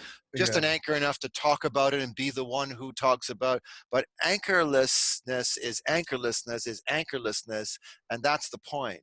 Is it ain't got no fucking anchor. There's nothing to be. It's so. This is where it gets unspeakable all the time. This is why it's the black hole pub, because it's already eaten everything. There's nothing. There's already nothing. Everything insinuated in that first step from the North Pole is the South that doesn't exist. So it's just the way it goes, you know. And yet some mysterious possibility is that, you know, having that experience or having any experience it happens in the Southern Hemisphere. And it points directly back to brutal true north. But you started in the room on the Southern Hemisphere and you ended in the room in the Southern Hemisphere. And because you're South, that's just, you're going to, like, lay anchor again and float around trying to, by osmosis, you know, digest an experience that can't be digested by definition, you know, if that makes any sense. Yeah, it does. Yeah. It does, actually. Yeah. It's like, you know, the way, isn't it? That's the verbing in a way. That's that, you know, damn verbing again. Go ahead. Second here. throw a bit of light onto my head. It's still bright here in Ireland somehow. Yeah, it's like the way I ended up phrasing it to myself, that just felt like the closest words or something like, all of this, again with a capital THIS, plus the thinking for no one. I mean, that in the final analysis, that is as close a bumper sticker as I could get for a driverless car. All of this plus the thinking, because it's not excluded, but for nobody. Yeah. So anchorless, like anchorlessness for no boat and no ocean. It's like it has to cancel everything out, and yet not radically include everything. So again, it's like, this teacher said, what could it be that is always clearly differentiating from itself and showing up like a not like this will never repeat itself. You'll never have a moment in your life that goes, oh, this is just like that moment back then. You'll never have a nanosecond in your life that's like that. And yet the illusion is, yeah, this feels a lot like that one there, or that's what keeps the illusion going. But the refresh rate of this is so instantaneous that even instantaneity is not a good term either, because it doesn't even have time. It's like the Etch-a-Sketch that you're drawing on like Picasso, but you're also shaking it as you're drawing. So how the hell can you draw all of this Baroque fucking everything that's going on here, seemingly going on here, and yet it's always just erasing itself too, because it's always starting over. It's always just starting over,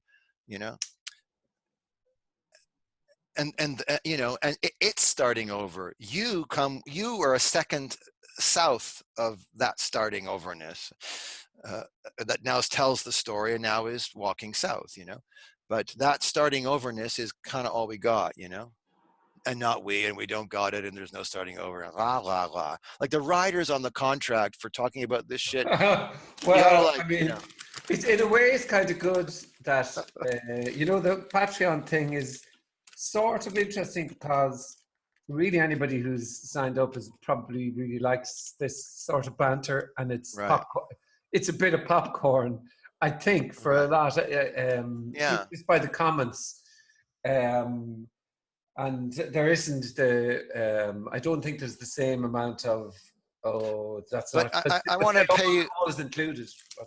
I want to pay you the Valentine to say that that popcorn is about you.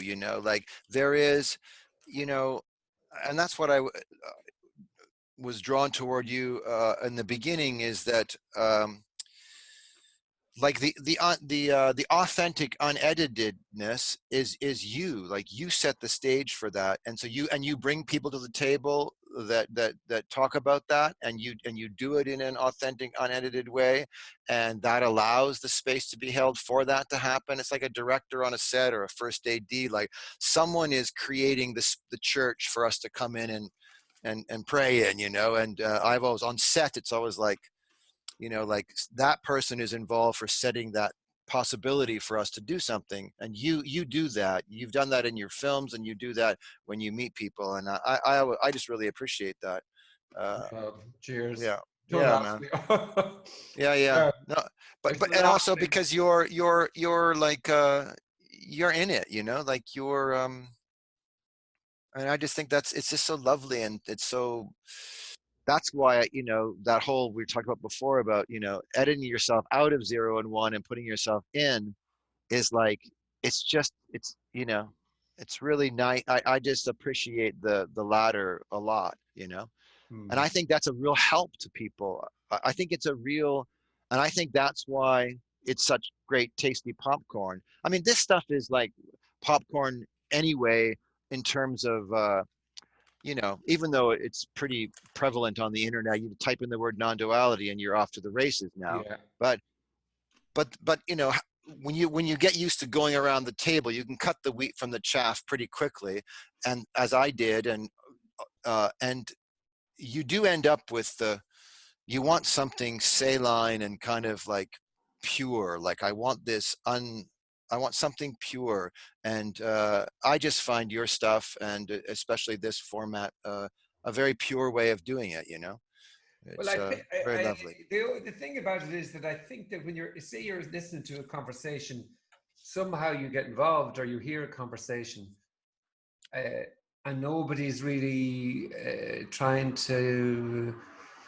You just somehow get involved in the conversation. You kind of can't help listening to. You might even pay attention. You might even be too interested. But there's something about two people gossiping or chatting or whatever, and they're just kind of getting totally into that banter, that it has a kind of a bit of an energy, even if it's Absolutely. And I think especially because it's like that's why I like the pub thing too, because it's like this kind of metaphysical blah, blah is like, you know, you're in the pub and you hear a couple guys in the corner go, what the fuck? Your ears do turn into, and some mate at the table's going to go, those guys are fucking cracked, man.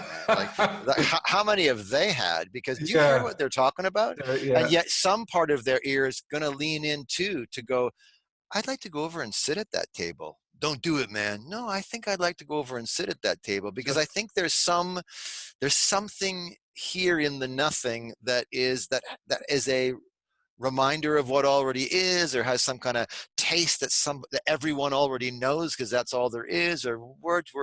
But it's going to be like a reminder, you know. It's going to be like you either really don't want to know this because you know it's true, or you kind of want to know it more because you know it's true, or you really want to know it because you know it's true.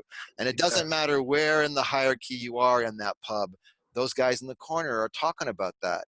And so it's either going to repel you or pull you in, and both for the same reasons, because it's fucking true. You know? I think there is maybe a freshness, maybe, I don't know, that's I might turn on a bit of light there. Just go for it. The darkness. There we go. I was going to say to you about the Black Hole Pub. It's a great name for a podcast. That wasn't what I was going to say to you, but you said this constant rebooting, this constant refreshing, and that's not even, it's because it's nothing and doesn't hold anything, then that's the newness or whatever that's talked about. But in that experience was what is this? What is this pulsating? How did it happen that there's this pulsating, uncontrollable aliveness? What is that pulsating, controllable aliveness? Is it? And then, of course, my brain or something was going, what is it? An artificial intelligence thing born. And then all you get with that is, and then another artificial intelligence, and then another artificial intelligence, and another one contained in another one. And,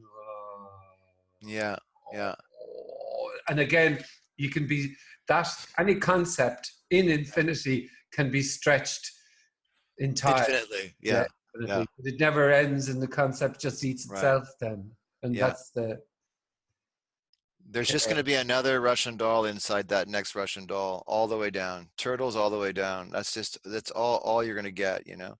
And as I say, that's what's here now. That's this now. And that palpability of that is like, because that's the, you know, you don't need or whatever, that's not a way to say it, but it's like that first existential question of like, what the hell is going on here? What is putting this here? What is, okay, forget even Big Bang singularity 13.7 billion years ago and a Planck scale something, and this isn't, you know, even that's why I started in the physics stuff, because it was like that goes off reservation really quickly. You know, God damn it, tell me, is the photon a freaking thing, or is it a wave spread out forever? And the answer is yes. What? Hang on. I asked you, is the fucking photon of light a goddamn thing, like a crisp, or is it something spread out forever? Yes. You know, that's the beginning of that initial question, which is like, what the hell is going on here? What's this sitting on? How is anything? Why isn't nothing here? Oh, wait a second, nothing is here. Oh, and that's what all this is? What? Like, it's just it's the miracle going off like a firework, not even 24/7. Like, everything you say is too late, because it's already that. It's already the full-blown experience that was had. It's already that, and a bag of chips. It's already that. It was that before, it was that during, it is that after. Now it's only just that, with capital T, capital H, capital A, capital T. It's just, and that's all we got. And there's no we, and that's why we don't got it. But you know, and again, the attempt at, you know, just becomes like haiku all the time. It's like, well, you can't say it, but there's always going to be a taste that's going, oh, that's a little bit like that thing I just, you know, like. And that's really all. That's as intimate as we can get in the pub. Is that recognition of like,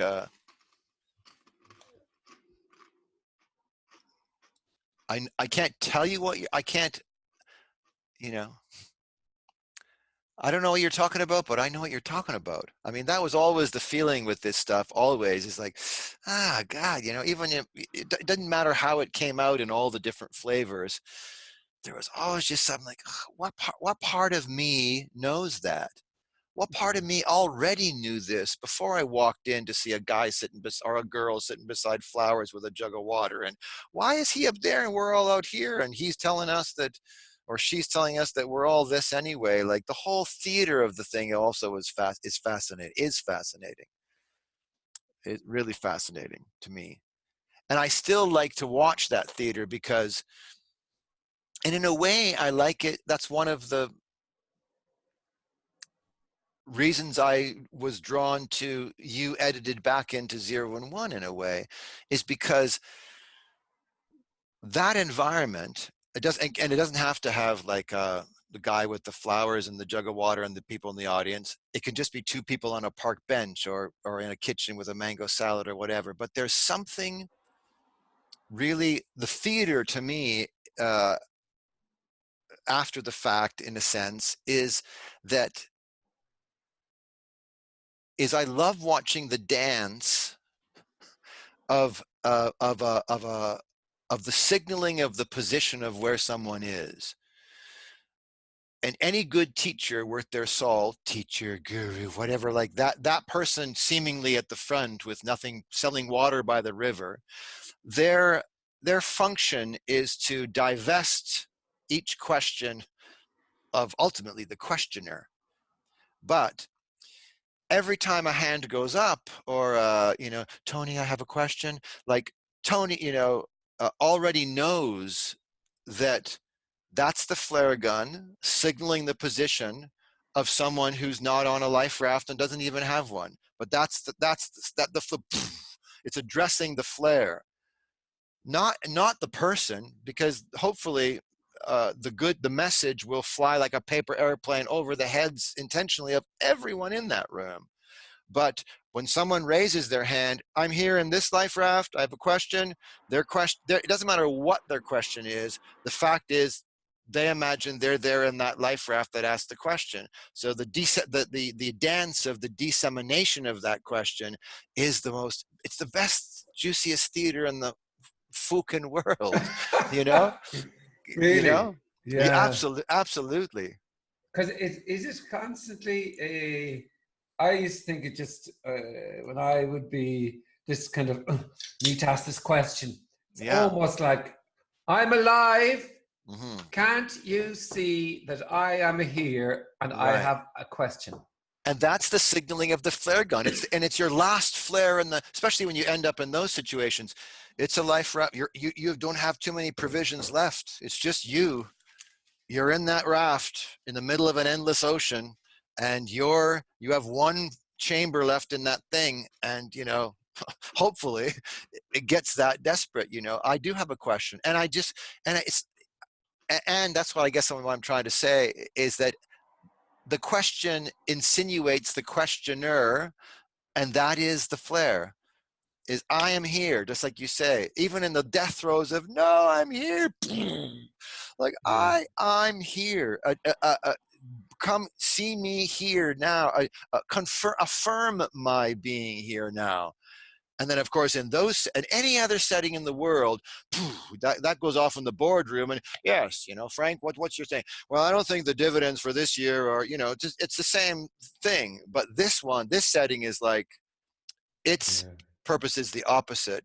It's like, I see you, house builder, and I see you've built a house in which you imagine a question is appearing, and therefore the most authentic, unedited, loving thing to do is divest you of the place from which the question's being asked, Yeah.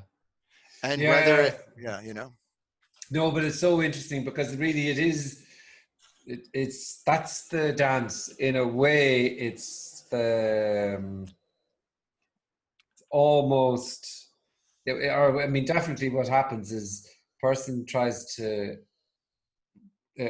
say that they're there, that they do exist, and what they are getting in return is they're not seen at all. Like it's like kind of right and being ignored totally. right I mean, somebody's just going, I don't even, what are you saying? And even the moment the person tries to go, yeah, but what about this? Am I close now if I get that? And it's always, even if the words sound similar, always seems to be, no. In a way, there's only one. It's like there's all questions can be like delineated almost to one unsayable question, but it's like every question's a yeah, but like every question is like, okay, I heard everything you're saying. I'm nothing. This is infinity. There's no back wall. This is forever. Okay. But now, what about it doesn't even matter what the next blank is filled in with. It's the very fact of okay, I heard you, but it's that but. Yeah. But before that but is, and I've coined this term from you, flatline. It's flatline. The computer's now dividing by 0, and it's going to be there a long time figuring out how many decimal points to pi. It's just never going to end. And so right there in that flat line, right there is all of it. The next question that will arise out of that flat line is the cessation of that feeling of flat line, and now a heartbeat has come up again and the person's alive and well. But that flat line is the cessation of all questions. Because there's nothing you could do with it. And then you kind of go, okay, that's fine. I know what you're talking about. Boundless everything and all that good shit. Thanks a lot. That's great stuff. But great stuff. Can we just talk about something that I can get my teeth into and know, because otherwise, I being the key word, because that's the flare gun that I can get my teeth into. Yeah. Like it's like the idea that that flatline can be a place from whence bills are paid, spouses are loved, and kids are brought up, and livelihoods and art is gone for. Like the fact that the idea that can happen maybe even better from flatline is like not on any brochure that the mind could come to read. I mean, that's why, and that's the dance that I love watching so much, is a good sat song. If someone's really selling water by the river and not doing the cautionary tales of what you said in your thing, but really doing that, then the whole setup is an incredible bait and switch. It's like, come, sit down. It's all comfortable here. We're going to talk. It's all a bait and switch, because in the end, if they really take the subpoena, and they've been served, then that's it. Then, and that's what's being hoped for, but not by anyone who sits their ass in the chair hoping they're going to get something. But that actually is what's hoped for. Like we were saying before, like we fear and we crave our own absence. Yeah. Death is the final absence, and but even in, it's kind of like that thing, even in death, the me or the person I still want to be able to go with one eye open, go, I'm here. Am I still here in death? I want to experience death. I want to be in the death. And then you can feel you can get a sense of deathlessness, that you can maybe fathom it. But in the epitome of that fathomability, it's not the you that downloads for. It's that absence of you that it's seen in. So the you will just not be there when death is experienced and seen in all its glory as what it really is. That will by definition be the cessation of the you, and in the cessation of the you is the glory of the afterlife. But that's the subtle part. It's like you ain't gonna be you're not gonna survive. The moth is not gonna the be flame there, right? is the moth. No. Yeah. But then obviously, as long as there's a person, there is death, there is possibility, Right. there is getting there, there is the next conversation, the next retreat, the next fucking the next. Time is, like the Buddhists, I think that's their phrase. Time is mind. Time is mind. As soon as you have time, which doesn't actually exist, and that one, you can sit people down and go, look, dude, you can tell me about your past, but is your past here? No. Well, you can tell me about your anticipated future, but is it here? No. And so you can narrow those two ends of the spectrum pretty good for if someone's really like empirical about it and honest and authentic about it. But then you end up on this like little tightrope of, okay, well then what? And then to take that last thing away, because if there ain't no that direction and there ain't no that direction, there ain't no this either. There's no now. The power of what? The power of that was predicated on the idea that there was a infinitely in that direct. Time is mind. That's not instant refresh rate. Can't accommodate time because it's already over before it began. What is this thing here that's already over before it began? Like, flatline. You can't, there's no answer to that question. And if you do get an answer to that question, you won't be there in the glory of that answer. Flatline forever. And even at that point, you can't even call it flatline because that's already been insinuated by a mind who thinks there can be a non-flat line. There's no lines. It's already, the black hole pub has already eaten everything. Before we arrive to order our first drink, it's already eaten everything. That's just, all you can do is go, another one, or Bill, check please, or whatever you want to do, Yeah, another one. Yeah, great. Fucking hell.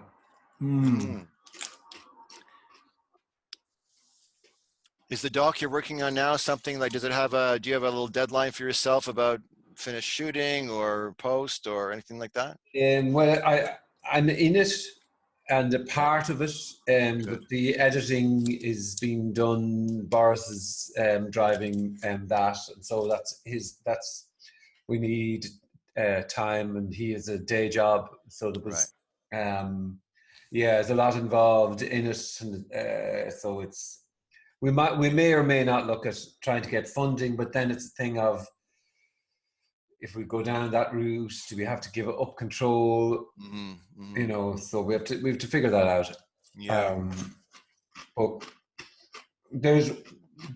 we've kind of we're in post-production, and it's kind of a case of now looking at all the footage and seeing where the gaps are. Do we need some? I don't think I'm giving away anything by that. But it's so, and just to go back to that idea too about like 0 and 1, your sense of music. I mean, that's because that's been my medium for my livelihood as an actor. The power of cinema, the power of image. I mean, it's the one art form where you have every contingent art form inside. You have writing, you have music, you have photography, you have sculpture, you have ideas, you have art, you have, I mean, there's no medium that's not in that stew. And so therefore I always have felt, which is probably why it's the most subsidized medium on the planet still, is that it has that power to point outside of itself when image and sound and all come together to tell something greater than itself. You know, when I see, you know, something like 0 and 1, and there's just even simple, even other things you've done where it's just, as soon as you have like, even if you approach it like, okay, you know, Frank's gonna talk to a guy about non-duality or whatever, but right now they're in a car, and right now, like, oh my God, like this, you know, we're moving, and there's music, and the music is evocative for a certain reason, and all your cutaways are like, and maybe that's just my occupational hazard of seeing the things that you keep included, and all of those things that you've paid attention to, you know, what's David and what's not, building your sculpture away, taking away everything, not the film or whatever. Like Yeah. that is it's very alive in your stuff. And especially because it's pointing towards this non-talk aboutable idea, it has a really great chance and great opportunity, and I think succeeds like a lot in doing that, in achieving that, because even if the ideas, because it almost allows the paper airplanes to go over the head, there's lots of ideas in there, but hey, now we're just looking at like when you turn the camera around, what's the one you did, the shorter one where you went up to visit what's his name, I'm not remembering now, and Robin, yeah. And, you know, let's just let's look at what we're looking at, and then, you know, we see it, and then it's just so authentic, and, you know, edited in its uneditedness in that final thing. Like it's Yeah. really, it's beautiful, you know, No, and it points back to all that stuff. Yeah. yeah, I do love it now. I have to say, when I get lost in that, like, especially with these sort of things, it's because it's so so not me in a way, if that's the right way to say. It's so not me, so not me, that then I have to kind of totally go with the unknowing feeling. I totally have to go with that and get lost in it.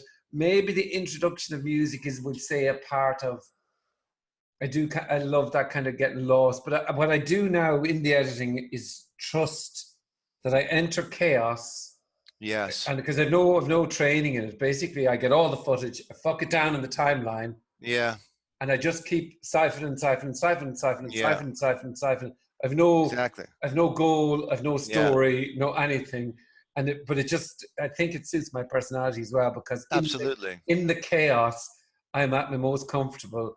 And then where there isn't anything, I trust that we'd say the other, this somehow will regurgitate or get something out of it. And then I look back and I go, oh, look at that. That's kind of cool. It's kind of like even in the last bit of the one with Robin, I say it looks so much better. Oh, the shot looks so much better without me in it. That's right. And it was kind of like, you know, and Robin's eyes went, yes. Like, because he took it in from a different place, but none of that was conscious. Yeah, no, you can tell it's not. Yeah, that's what's beautiful about it. And that's why you have to be included to be excluded, you know, for you to get lost in the filmmaking of that. It's oddly necessary to include yourself in the possibility of getting lost like that. And that's, you know, how do you talk about that stuff too? But it's like, but also it's the not giving, relatively speaking, a fuck. Yeah. But still wanting to do the best possible job within everything that is there. But it's still that freedom of, I really don't, I mean, what's the attachment to this? Was anybody ever going to watch it? Right. But still, it's going to keep on going until I might work till 4 o'clock in the morning. I'm utterly, and then lost. It's kind of like, it is done sort of thing. Yeah, it is done. Yeah. Yeah. And it tells you when it's done. I mean, and again, all non-duality stuff aside, it's like that's the filmmaking process, you know.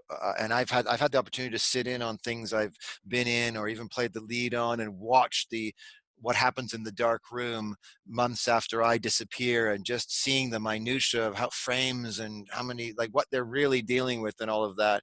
And it was, you know, so that thing very much came to light about, you know, you shoot one film, even in a great script. If you have a great script, let's say, and I know these are not scripted, but just to go to this, you shoot one film of that great document. You write one film, you shoot a second film, and you edit a third film. And no matter how good the first document is, you're always going to have to go through those three processes to arrive at the place and know it for the first time, kind of thing. You have to do those three processes. If you hang on too tightly to something through that process of write one, shoot a second, edit a third, then it's going to deviate from its possibility of the truth that it's trying to tell, despite you, you know. And that's true just even for like this thing I just worked on was a you know, feature film, like an independent feature where the guy wrote it. He was directing it and he wrote it. So it's very much one of those labors of love. And I knew we were in stage one or stage two of shooting his document. And I know he was going to now get into a dark room months later. I think they finished shooting now. And he's going to, like, from very different, fresh eyes, because the Etch-a-Sketch will have been shaken there too. He will have to go, what did I shoot again? What film am I? What story am I trying to tell again? And then it will become as you described so eloquently. It's going to make itself apparent. Yeah, fuck, man. I mean, I've completed one book which I self-published, and I think I got sick. I got pneumonia, and it was kind of an opportunity to do the thing. You know, because who am I? I can't go writing a book. I'm not a writer, even though it was always there in the craving to do it. And then when I got sick, it was an excuse. Right. Permission, it was permission almost, I can tell people I'm not leaving the house now. So it's okay now for me to do writing. And so I got lost in it for 3 months, and then I did whatever. But even in that, it's kind of like you enter the process of it. It's total unknowing. You really, really, really, if you're doing it, you don't really know what way it's going to go. You might have a vague idea. And then you're in the middle of it, and you don't know. Right. And then you're in the next and the next and the next, and maybe the ending presents. But to me, that was total uncomfortableness all the time. So then 3 times since doing that, I wrote 50,000 words, that should be the bones of a novel, but you kind of in that, then the mind, body, Frank is in there going, no, you're not. What are you doing writing? Just don't write. And that almost chokes it. But in the art, or within the filming, at least I feel, well, there's something out of it, out of this. Even if it's nothing, it's something out of the endeavor. It's some production. Yeah, I hear you.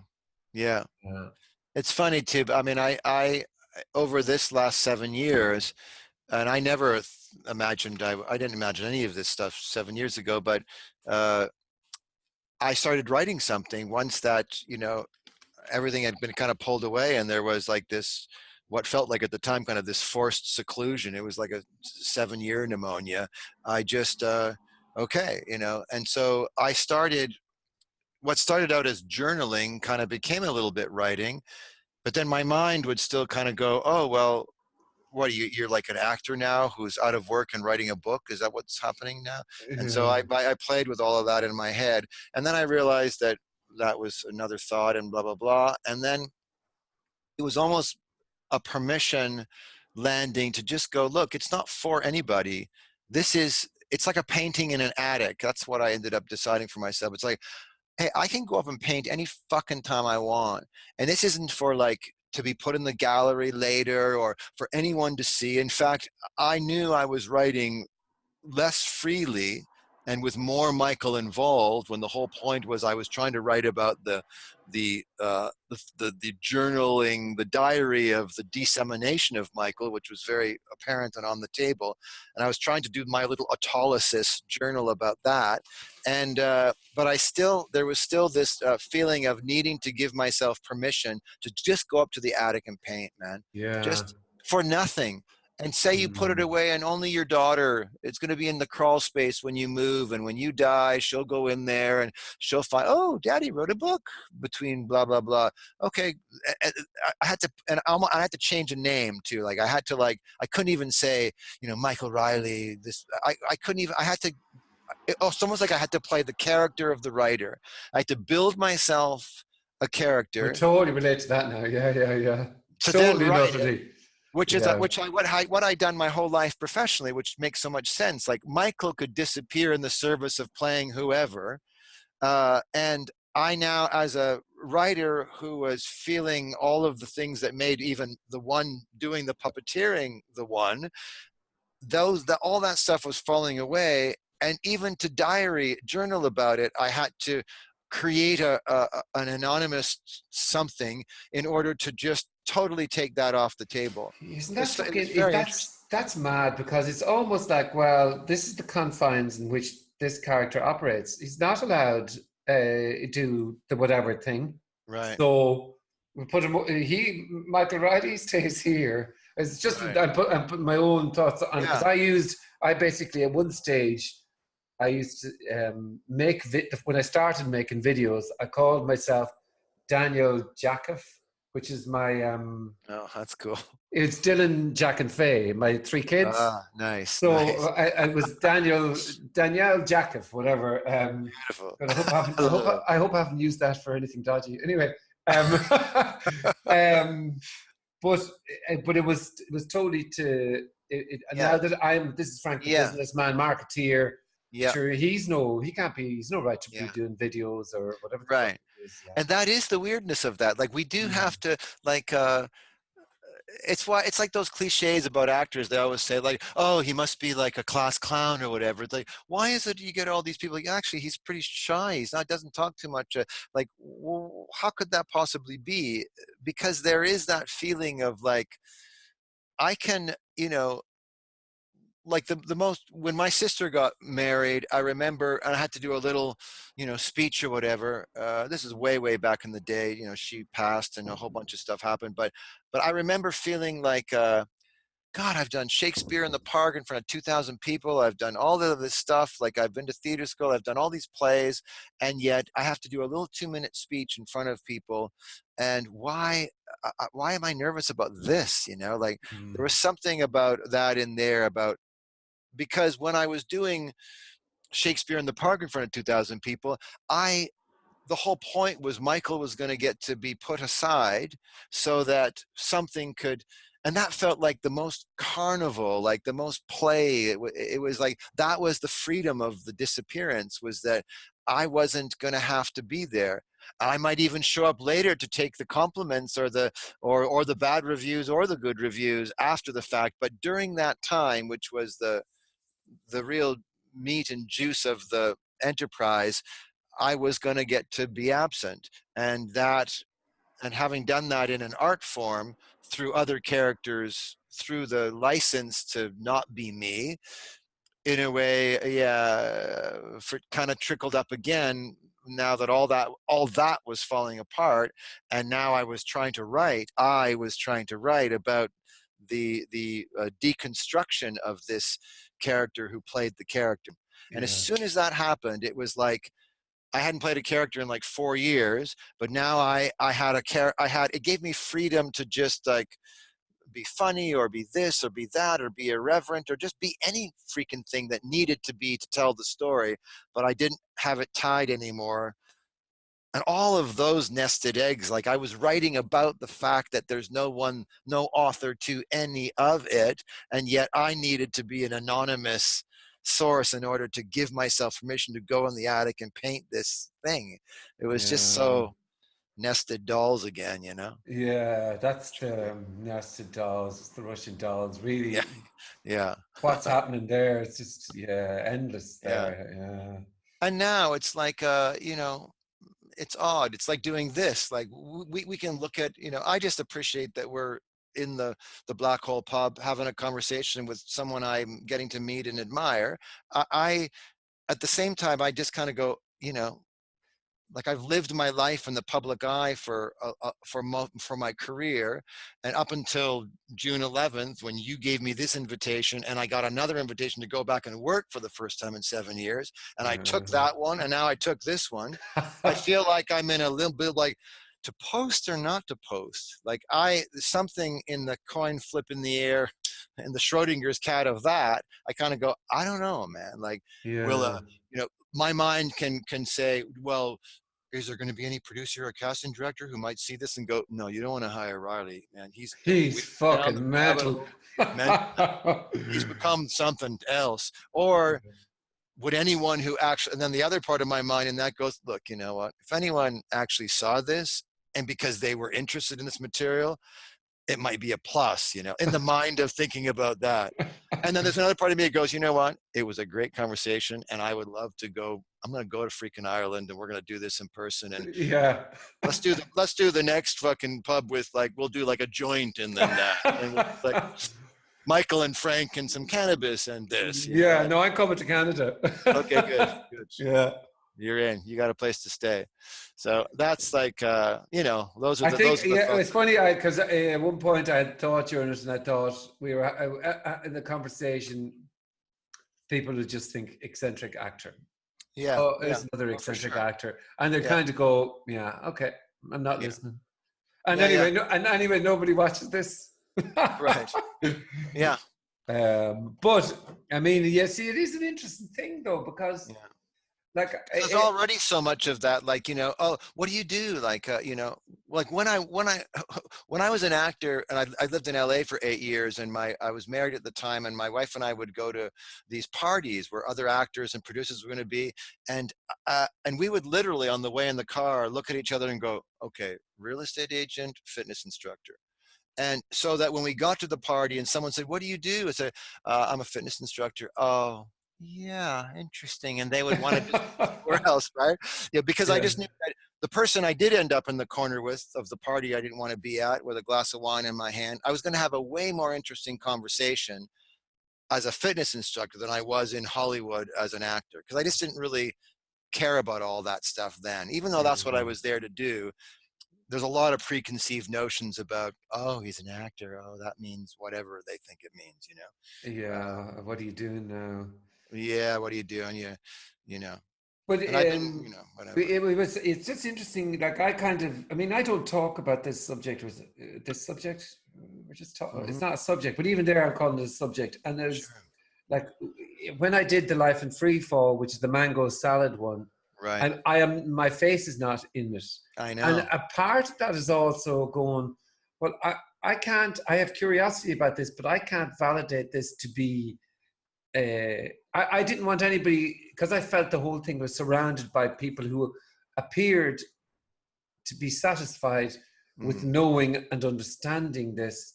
I felt, I don't want anybody to think that I know this, and anybody to ask me a question that I've got this, because I know myself too, that I could get into this zone of, ask me a question, because I want to see what's going to come out, Right. And I kind of, even that's more this idea of a reinforcement of this is a new character, then somebody who kind of knows non-duality, and I really just didn't want to play any other one. But then I would never. Obviously, you've had a career, have a career, or whatever. I was in business, and I was a serious. I don't think anybody would ever say this. Serious. Yeah. Anybody who knew me would just go, Frank, do you not know yourself at all? But this image that you might have of yourself as somebody who's in business and working, and then, okay, now you're making music videos, or now you're doing videos, and now you're doing videos on non-duality. What the fuck? What the fuck are you talking about? That's you've been. Are you all right in the head? Like, is it? Yeah. But then that's kind of passed. Exactly, away. and that's a part of the, that is the autolysis. It's all of the roles that you play, and the character as this thing moving through time. One of the biggest things, and I can say this both as an actor and both as a someone who sought or seeked, if that's the term, that it's the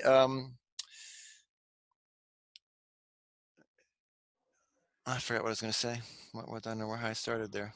I don't know, but I was thinking to myself, he skipped around. You skipped around. You skipped around a beer, and I kept going. That's not fair. Yeah. What you were saying. Yeah. Yeah. Anyway. Yeah. Well, it is really this idea of yeah. Well, what we were talking about is a podcast, and a podcast about this, we'll say. Right. This obscure thing, yeah. And it's just, yeah, it's just really, like I say, I just kind of like, after 7 years of, like, I haven't talked to this stuff and what my last 7 years was about, and I haven't had that. There's only a couple of people in my life who I can have that conversation with, and like I say, that excludes intimate family members. So it's really just 2 people. You're now the third that I can have this conversation with. That's happened very much in seclusion and everything else, and so on June 11th to get 2 invitations, one to talk about this for the first time outside of that group of 2 other people, and 2 hours later to get to, or come back to work and go ahead and pretend you're someone else again, and to say just like okay to both, was like a real, a very much a part of this thing that if I imagine back to a character 7 years ago, or even 4 years ago, or 3 or 2 even, I would be, no, it would be, look, is it a particle or is it a freaking wave? I can't do both. It can't be both. And there's something now that's just like going, well, it's both, I guess. Cause like I say, I drove home from the thing going, I don't know if I'll ever act again. I'll get off this line and go, I don't know if I'll ever talk to Frank again, or talk about this stuff again, aside from those friends. Like, I just don't know. But Yeah. it's infinitely fascinating either way. Yeah, well, You know? yeah, but obviously in your comments that would come up, and something about your comments was a kind of a, there was a, use words like brother and stuff like that, and I mean, maybe some of the times when I was kind of going, really, what am I doing with this? I mean, this seeking fucking endless, so horrible. I just can't.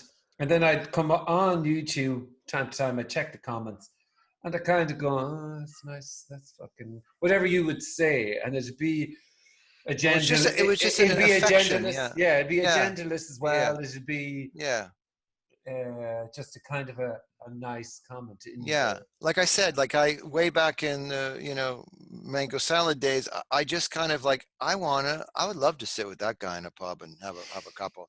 Like, I'd get to have the conversation that's the most interesting conversation in town, the most profound conversation in town, the one that's not only not talked about but avoided at all costs. That would be so cool to have with that guy who's so unabashedly authentic and unedited, and has re-insinuated himself back into being the protagonist of, like, okay, like, I mean, I recognize your voice from the Kenneth thing, because it took me a while to put it together. I go, oh, that's because I was watching the new stuff, because I loved that one, and then once I started seeing you live, I started going, I had to go back and go, was that that was him? That was because I heard you were a present still on the other side of the table, because you would ask questions in the middle of the kitchen and stuff. And so that, even though it was a step removed and I never saw you, it was a part of that whole theater that really made it potent for me as a viewer, And so to go, oh, of course it was him. Then I was kind of on. And yeah, there was just like there was a brotherly affection kind of right away for that, because it was just like,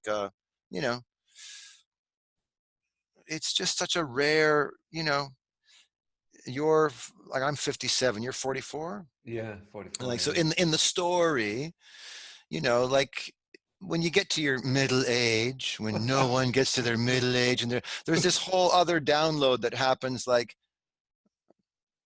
or it's as much to say that, life itself is is spiritual, is seeking. Like spiritual unfoldment is the process, whether you're a seeker, spiritual seeker or not.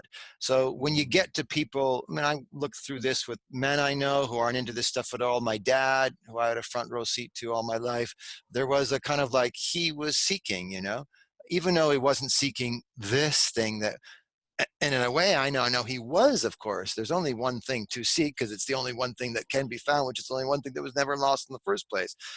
I get that, you know, now I get that. But the whole process of being in your middle age, and when you start to look at the watch and go, oh, okay, well, that means I have 57, 67. My dad died at 87, so 30 years. So I think, okay, 30 years, if one should be so lucky, and all the thoughts that download in the linear timeline about what that means. It's like there's almost just in the normal 7 ages of man kind of way, there's just like okay, now, like, whatever, like, let's shit or get off the pot now, like, because we can kind of see you know, this imagined thing ain't going to last forever in the narrative of the story. Yeah. Now, of course, the gospel on tap here is that, of course, that was never the case. But those death throes need to happen, you know, like that's part of the deal here. But you can, as Christ said, die before you die. There is a possibility to digest that undigestible one for no one before the fact.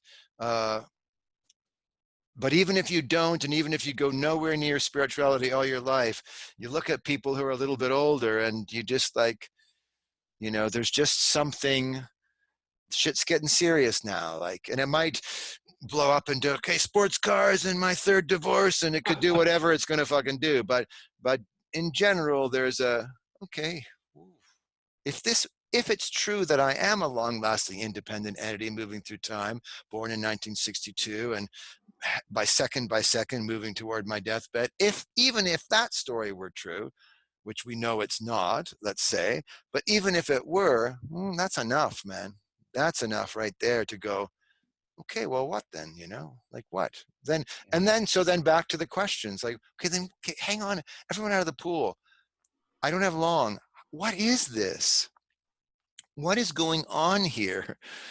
Not even where I'll go after now, because that's good. I guess I'll find out soon enough. But what even?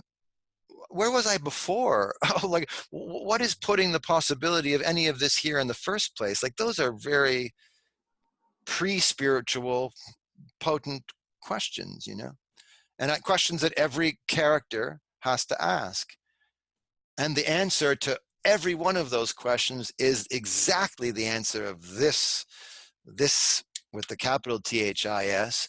The carrot that everyone's looking for is no carrot. You know, the resolution to the problem that everyone's looking for is that there was no problem in the first place.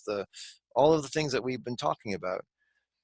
That's the good news gospel that I think has been said time immemorial now through every perennial philosophy. And I mean, this isn't a new message. It's actually the only authentic, unedited message that survived from 0 to 0, in essence. You know, it's like, it's always just been the same thing.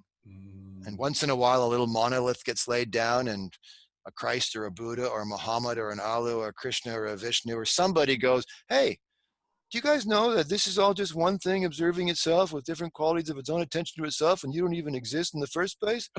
Whoa, you know, like it's a rare, you know. Yeah. Well, Robin has on his website, this message is not new, it's ever fresh, or something like that. Mm-hmm. Or yeah, The ever fresh message. yeah. You know, the kingdom of God was within. That's ever fresh, but old, but ever fresh. You know, all of that stuff. You know. Yeah. It's the knowing it. That's the kind of the idea of knowing it is the lie. Is it really the idea? Yeah. Because as we talked about at the beginning, the knowing was the fly in the ointment to begin with. There will be no knowing, and there will be no because there is no knower, and that will resolve itself in knowing. But at that point, you won't even call it knowing. It's like it's yeah. it's dying to less. that disappointment or something. Yeah, the stick goes into the fire enough that there's no more stick left. Like the questions die because the questioner in question has become sufficiently questioned enough to be tossed out. It's like a case that you mount in your own head, and the case gets thrown out for lack of evidence because it's all circumstantial. It's like you end up putting yourself on the witness stand and going, come on, man, just show me you then. Stand up. Will the real Frank please stand the fuck up? Like we do that in our own court of our own, with our own jury of our, we don't even need our peer. It's judge. We are judge, jury, and executioner. So any good inquiry ends up in that black hole. And that case is going to end because it never began, but it's going to end because it was thrown out as not having anything anyway to begin with. Yeah, sorry. It's funny when you say the that stand-up thing. During that experience that I've told you about, a lot happened in that particular experience. But in that experience as well, it was okay. Can you be now? And so then you have a sensation of okay, now I'm being without, and then it's again another okay, and it's kind of presented and presented and presented, and the thing. It's like as if, umpteen, like the dying on the cross thing, or the yes, exactly, umpteen positions to still to say, okay, are you ready yet? Okay, now I'm going to stand up and just be in total peace with everything. Okay, stand up, and can you stand up and do that then? And it's all of it is still pretending and pretending and pretending, and then okay, I'm going to be everything and stand up. Good luck with that loop and that. Yeah, because those Russian dolls, as we say, are never going to end. That will be turtles all the way down. That is the infinitely receding horizon. The Etch-a-Sketch, you can keep scribbling. Well, what about if I stand up and I'm everything on the Etch-a-Sketch? But it's just going to just keep doing that. What about at what point does the mind just go, fuck it? It just goes. There's nothing I can write on that. There's no subtle way to insinuate myself back into, but what if I even, what if I even subtly know that I'm not, that I know that I'm not, but know that I am, and then the freaking thing just keeps erasing. At what point does the thing that imagined it's authoring the drawing, or more saliently, who the drawing was about, when does that just give up the ghost that it always was and go, and enjoy the ever refresh rate of this? Enjoy the fact that, look at it. It's never going to be repeated. Pre-deathbed, post-deathbed, it's always going to, something this that can't be talked about is always going to be here, but it'll never be repeated. It'll always look like something different, but it'll never depart from itself. And that's what it is. And even that will get shaken out. And it's saying it is almost this self thing reboots itself continuously, no matter how much. Yeah. Because it gets squashed into tiny whatever. Still. Yeah. Oh yeah. Okay. It's death throes, and it doesn't need much. It can rise. That phoenix, that false phoenix, can rise. That's the but. It's a decimated, landscape, and I have one more question. It's like, okay, what's your one last question, skeleton, ashy hand rising from the apocalypse? I just want to know if whatever. Sooner or later, the day where no little skeletal finger reaches up from the ashes to ask that one last question is the day that the apocalypse is the paradise. And there's no, it won't be a sad day where, and that was the last we ever heard of him. It'll be the glory, glory, hallelujah day. Yeah. That was the last we ever heard of him. It'll be, I think the shot's better when I'm not in it, will become like, and lo and behold, because you were, and this is always like what we always have to go circle back to get clear about, you were never in the shot. I was never in the shot. No one's ever in the shot. So we don't have to be beside the camera or turn it away or walk away. Like we were just never there in the first place. So it's not even about the, I think I need to edit myself out.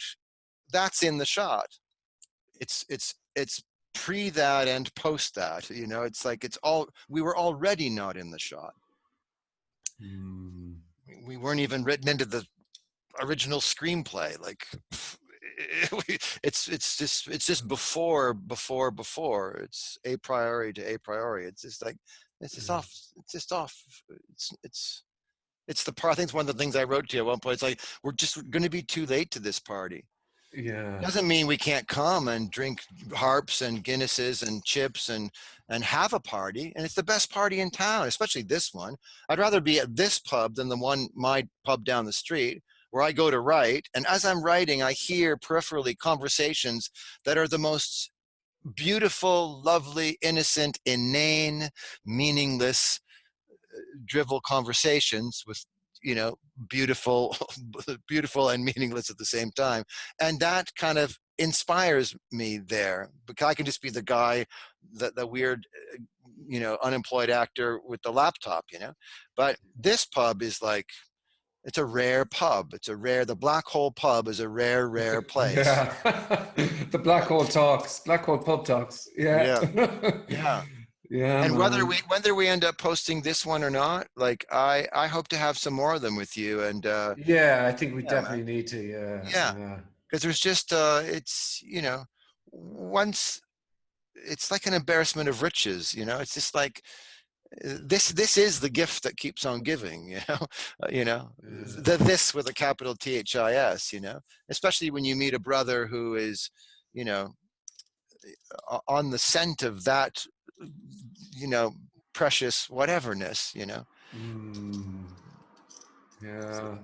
But you know, it's just like that it's just so, I can't think of anything more, you know. If this was my last night, if I have an aneurysm tonight and I'm never heard from again, this was what a beautiful way to go out, you know. Like, That's and I pretty think cool. when every day is like that, that's the instant refresh rate, you know. Like, why isn't every run like that, every child rearing moment like that, it should, because it is that. Yeah.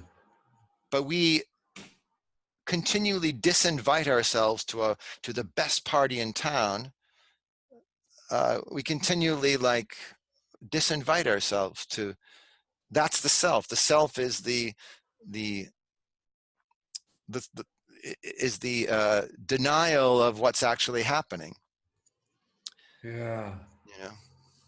Yeah, that's the madness, though. I mean, I'm not even going to go down why. I'm not going to even do it to my brain. But the being somebody in the world is the shelter from being everything in a way. Yeah. I mean, that was my sense of.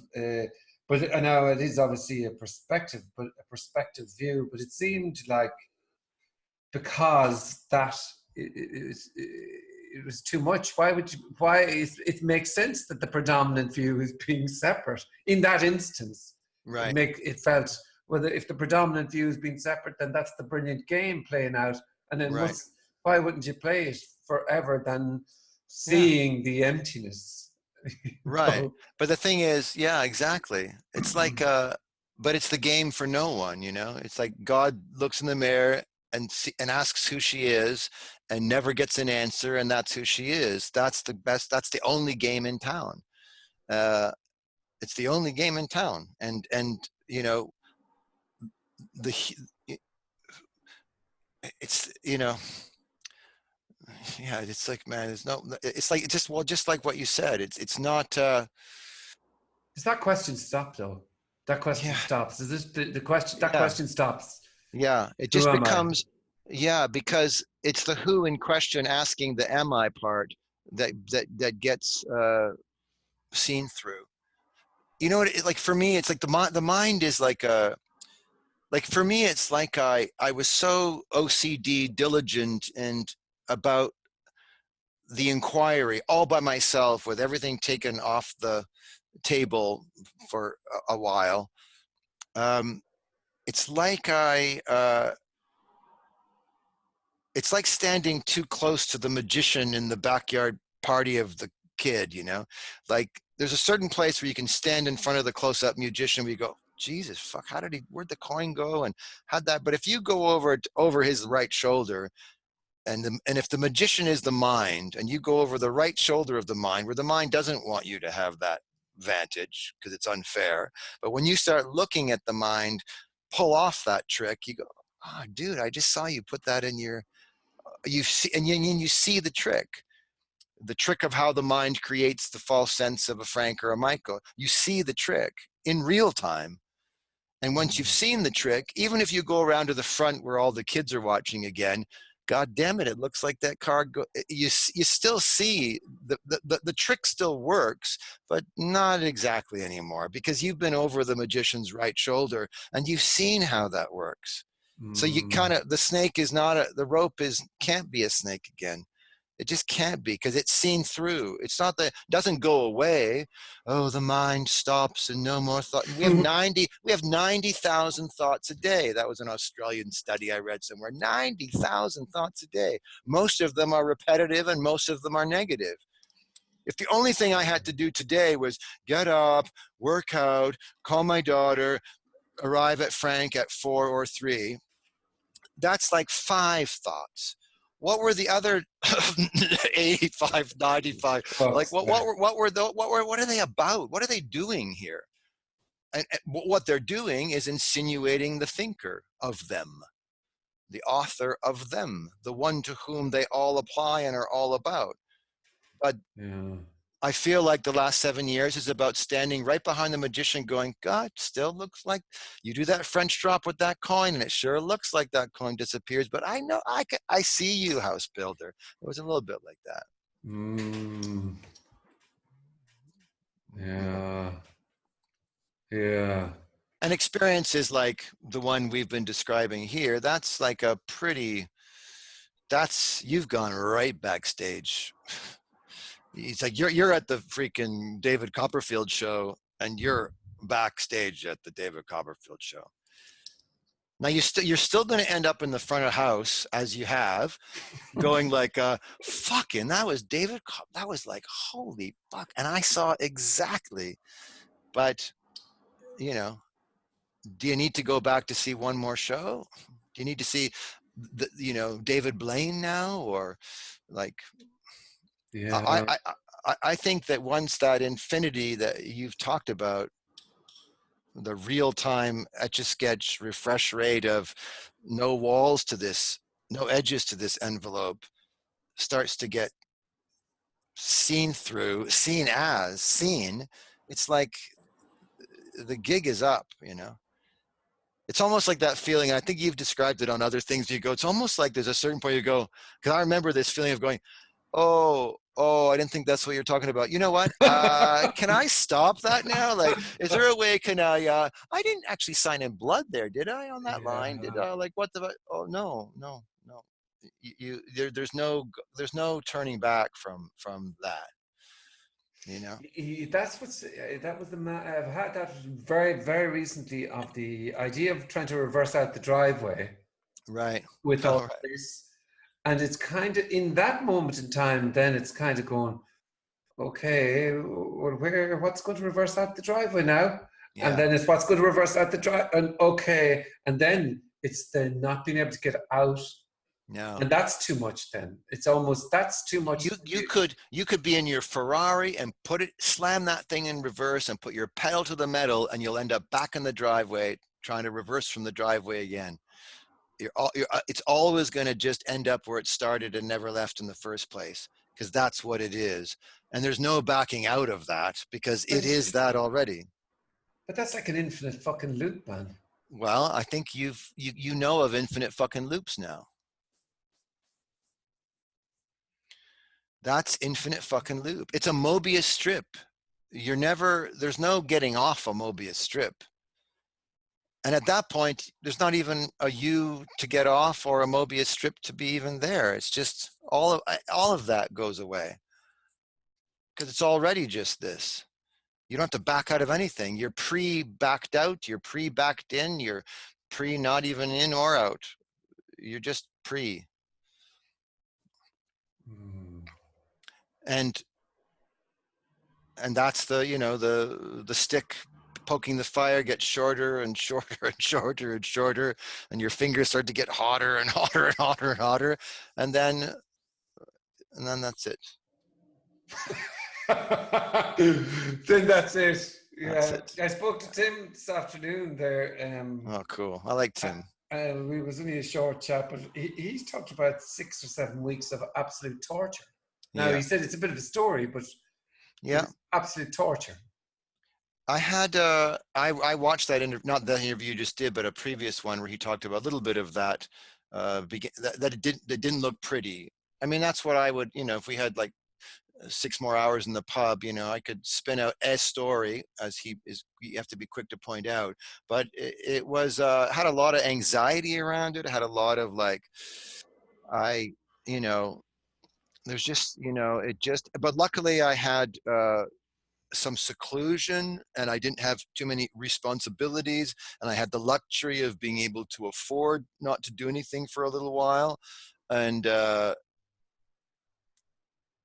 so there was that existential requisite seeming anxiety of the dark night of that, which is story, story, story. I know whereof he speaks. I know what that means.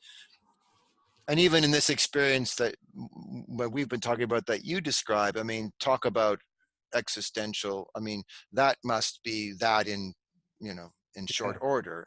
But yeah, like the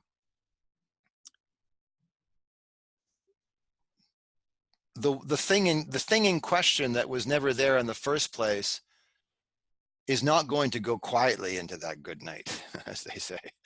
It's just not. That's its function, is to not.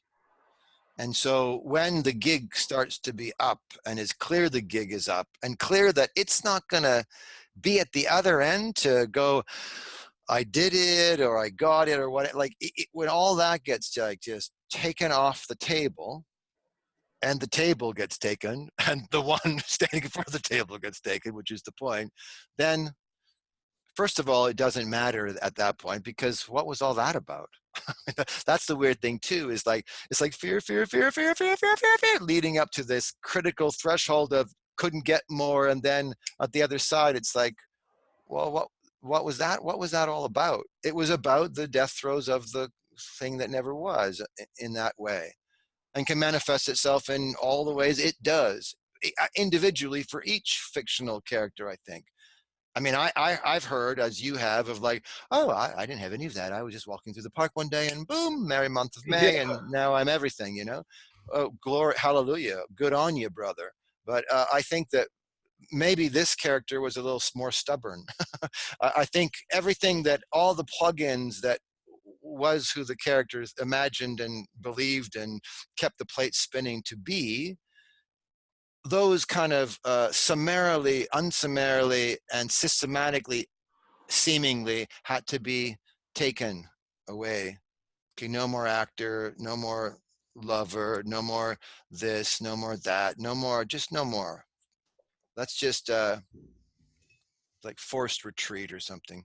I don't know. I'm very different. I'm sure if Tim was in the pub with us, he'd have a very different story describing similar void, existential anxiety of void, because as you've talked about many times with many people and said yourself, there's nothing for Frank and Michael here. That's the point. It's funny though, it's constantly like it's forgotten and then remembered, and then when I'm remembering it again, it's like, well, I've never it's never been felt like this before. It's never felt as so horrendous. Well, the battle where the artificial battle that doesn't exist, that's up and running, is that the refresh rate of this is also equal to the refresh rate of the false me. So we which is because the me isn't a real thing. So it has to be rebooted in every second to order to be its thing with its carrot and moving through time. It has to reboot to do that. So it's instantaneously refreshing.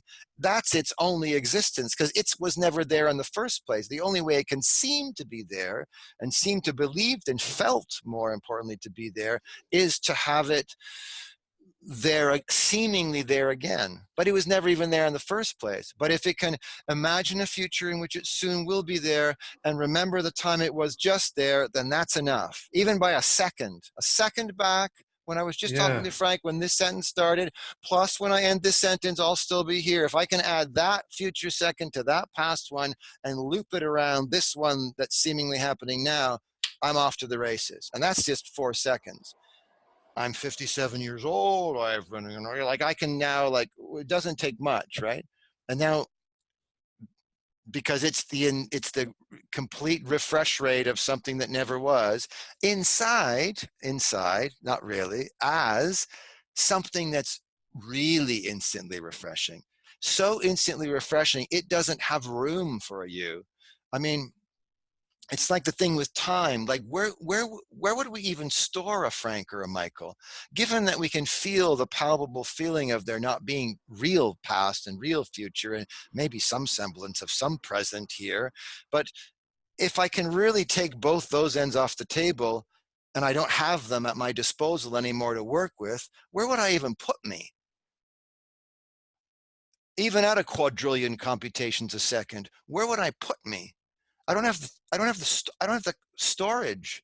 I have to keep re-insinuating my past version of myself, re-insinuating my future potential version of myself, and then only those two can create the false idea of me being here now. Me being here now as a long-lasting independent is based on the idea of me into the future and the idea of me into the past together as an algorithm to create the ongoing movement of me through time here. So it has to instantly refresh. But it's like a wave in the ocean trying to keep remaining the wave in the ocean when it was never the same wave in the ocean. And meanwhile, the ocean is already instantly refreshing. It's just never the same two H2O molecules jostling together in the same place ever. It's just too new for something old. And the idea of being the Frank and the Michael is automatically something old. You know what film I love? Do you remember, have you seen Unknown White Male? That was a bit of rock and roll there. Now you probably have no idea what that you rocked and roll, whatever the fuck that was. Amazing. Oh, yeah. Anyway, I don't remember. Have you seen Unknown White Male? That the documentary. It was in England a long time ago, but it was about the young guy, 30 years old, living in New York, had the most rarest form of retrograde amnesia. Young guy in his early 20s, Unknown White Male. Oh, Frank, check it out. You would freaking love it. First of all, it's a full-on, well put together documentary, but it's a major pointer at, who would you be without memory? Like, I even tried to show it to my dad at a point when he was alive, and anyway, other pub conversation, but yeah. It's a great, because all it introduces is the idea of who would you be if you couldn't remember who you are. And this guy, because he had autobiographical memory.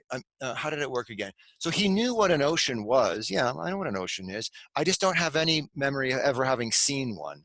So we got to see this character in real time by the documenteur, who was an old friend of his. The old friend heard that, I heard, dude, I forget his name, is like totally lost his memory, doesn't know who he is, had to he was on a subway train in a fugue state, and all he had is a I won't ruin it for you, but all he has a backpack on his back and no ID and everything. And he suddenly goes, I don't know where am I? I don't know where I'm going. Where am I going again? Middle of the afternoon in whatever, in New York. And then he went, oh, well, where did I come from? Oh, shoot. Oh my God, who am I? And he ended up getting off at the next station and going to a cop shop. He just went into the police station and got signed in as Unknown White Male. And that's the documentary. And then all his friends and his parents and girlfriends and everyone comes back on scene now. and deal with someone who he just doesn't, and I won't say anymore because it'll ruin the effect of it. No, But I know there was a film with that Australian actor that was. no, this is a doc. This is a a dog, doc. which is even better. No, no, Yeah. no. I mean, Oh, yeah, yeah. yeah. No, you're talking about the one.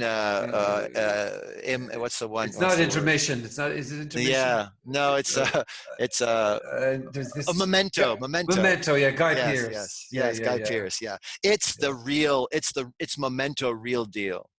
And you know. Anyway, Okay. Yeah. I'll fun definitely to check see. that You'll out. appreciate it. Yeah. Can I do one more pub pee here? I got to go to the head. Yeah. Go for it. Go for it. Talk to the girls when I'm gone. It's okay. I'll show you the only girl here. Look. There she is. I saw. She was walking around in the background. I saw her walking around. She was scratching herself over your corner of your shoulder there.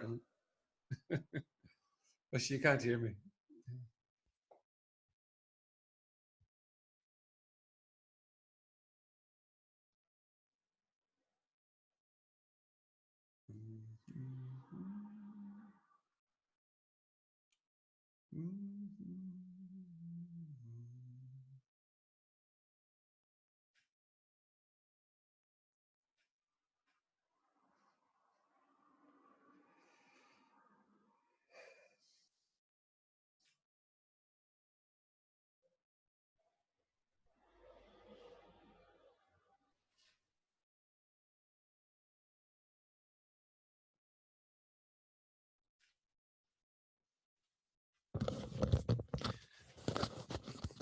Random thought apropos of nothing in that way. I watched I forget who was it. Oh, it was Tim, I guess. You did one with Tim. I forget when it was, but he had his kid there and stuff. He was going to cancel his mom's and all that one. And there was one point where he left to go, I guess, deal with his boy and stuff and something like that. And it was just you left on camera, you know. And I remember watching it the first time and just going like, this is the best reaction cutaway I've ever fucking seen in my life. I don't know why. It was just because it was an hour or whatever into the conversation, and it was just like I trained years to be able to be that simple and that full as a character. You know what I mean? Like it was just so. I just thought it was so. That's what makes me call you brother. That's all I want to say. Yeah. You see, I love the fucking rawness, and I know myself. If I was watching it, I'd be going, "What do they even think they're doing? You can't leave that in." And then I'd still be going, Yeah. I like the way they don't care. Maybe I just like, I like the. It's just so great. It's just because it gives that it's that flavor, it's that dance, you know, like that just the dance of the call and response, just all of it is just it's just it's just the best dance in town, you know. It's just like it's just I don't know, there's no words for it. It's beautiful. It's truly beautiful with a capital B to watch, and also it's effective with a capital E, like it's an affective with a capital A. It's just so, because it's so unadorned and so honest and so authentic and so unedited, there's a palpability there that just resounds, you know. It resounds with the flavor it's been steeped in. It's like, you know, it's like leaving a tea bag in something for long enough, and then there's something about just watching the steeping, you know. I remember, it was an acting teacher who talked about, something about stillness. He would talk about like, when a character is in stillness, they're not still, they're not doing nothing. They're a repository of kinetic.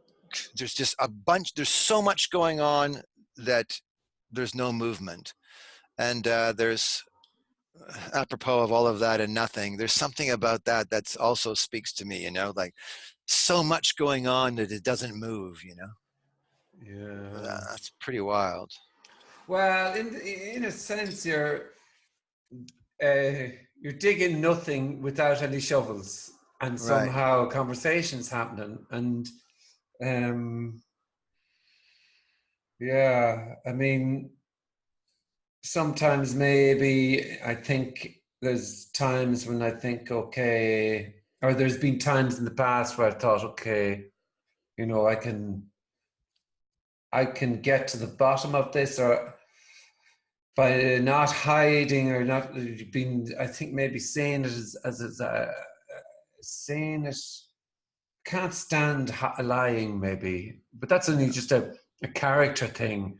Yeah. I'm not a good, I don't like pretending. I mean, yes, I love movies and I love Right. film, but it's pretense. I was just never good at that. And I Yeah. always, this seems to be the way this, Well, it's like feeling when you describe, being an actor, and I know that feeling of going, oh, I'm supposed to be here pretending, but I feel awkward because I feel like I'm pretending, and knowing that I need to get to a point where it doesn't feel like pretend anymore. yeah. So totally recognize that as a craftsperson working to do that at a certain level. But again, I never the twain should meet until they did, when I realized that this is also very much like that. And so that lie that you're talking about is what I read in your Patreon mission statement of late, which is just like how easily these kind of conversations can get subtly retooled in the back door of some other thing or agenda, or there's some little Yeah. subtle dog in the fight of need to appear as something or whatever it may be. Well, and that is interesting. On that is basically, I made contact with somebody I didn't really want to make contact with. Somebody said to me, "You should make contact with this person." They're blah blah blah blah blah. Right. And I kind of went, I can't explain why I don't want to talk there. I can't explain. I can't tell you a good reason. So then it's okay. I'm just being a dickhead about it. I'm going to go and do it. And so then I made contact. And that they said no. I felt this great relief, and I went onto their site, and it was, this person talks about non-duality, and then you can also talk about balancing the personal self. Right. And then I thought, Yeah. Okay, Yeah. so either there is, Yeah. or Exactly. or we're back in the Totally. story. And if that's the case, I'm going to tell my own stories then, and then it's all going to go to fucking. I'll tell you some bullshit story about. Yeah. Whatever I've told you this evening, or, and let's fucking, at least I can rock and roll where there's no agenda, and then we'll all have a beer and a bit of a banter. Yeah. Those are, that's why, and that's what I really got from what you just said and got from your thing, and thought, oh, that's so beautiful. What you wrote is because an uncompromised, like truly uncompromising, agenda-less speaking of this futile attempt to communicate this, pre-knowingly futile attempt to communicate this, the uncompromising directness of that is rare. And I'm sure in both our, spiritual marketplace searches, you just start to get, buyer beware. You do get a sense of like, yeah, you don't need too much. You need to even a sniff of a red flag. It's almost like before a red flag, whatever that instinct was there, for instance, in that situation. The punchline is you go on the side and blah, blah, blah. The download is the real one that's interesting, because it's like you already kind of knew. This is just it's like some telemarketer. I don't even answer my landline. Yeah, it's like, but the uncompromising part. Yeah, but it's the stale. You should answer and say nobody's here. It's not even funny. I'm saying that by not answering. Yeah. But it's like, and it's weird, in these kind of conversations, whether it goes public or not, like if this was like is this off the record? I know you and I could both go name names, I'm sure we both could, where it's just like, God, you Mm. know what? First time out, I was like, hey, okay, I'll dance. Oh no.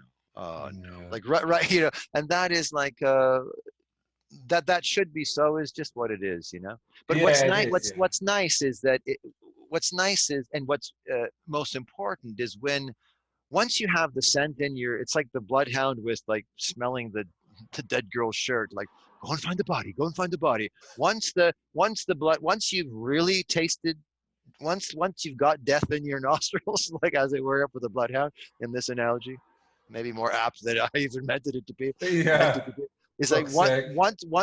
once that sniff is in there, it's gonna be it's end game. Like and it's gonna know really quickly what's not that part per million. It's gonna like it knows where it's headed, and we're gonna Yeah. end at a dead body. That's where we're gonna end because the dog knows how to do it and it sniffed the freaking blouse. So we're gonna find that, but Yeah. we're not gonna find it alive. Let's say in this Yeah. analogy. I don't know. Maybe You I went see, too dark there. no, no, it's funny though. You see, there was a time where I'd go, yeah, that's nice, and oh, it's conceptual, Yeah, but yeah. you're not talking about conceptual death. No, see, Talking that's the about weird death, thing is, death, like, yeah, it's, death, yeah, your yeah, death, yeah. and that's what I mean when I was at acting You when have I to have a taught drink, when I really. taught when I was a teacher, I realized, and I kind of almost had this pre-downloaded uh, thought before I got on with you, as I went like, I know I'm a character of many analogies. I'm like, I know that when I was trying to communicate this ephemeral, non-speak aboutable acting to some actor in their early 20s, I knew that it wasn't going to be, could you just walk to the door faster and speak a little louder? It was not going to go very far. But if Yeah. I said, you know what, that it's like your father and if I just described something in the scene that would make the person suddenly start walking louder and suddenly start walking faster to that door, that was going to be a better uh, direction, as it were. So I was going to need a metaphor to actually describe what needed to be described. And I know that with this stuff, in my other two people that I only talk to it about, and certainly in the writing, it's like it makes sense that a metaphor or an analogy or something that stands in for something else is going to go the farthest to describing the thing that can't be talked about. Yeah.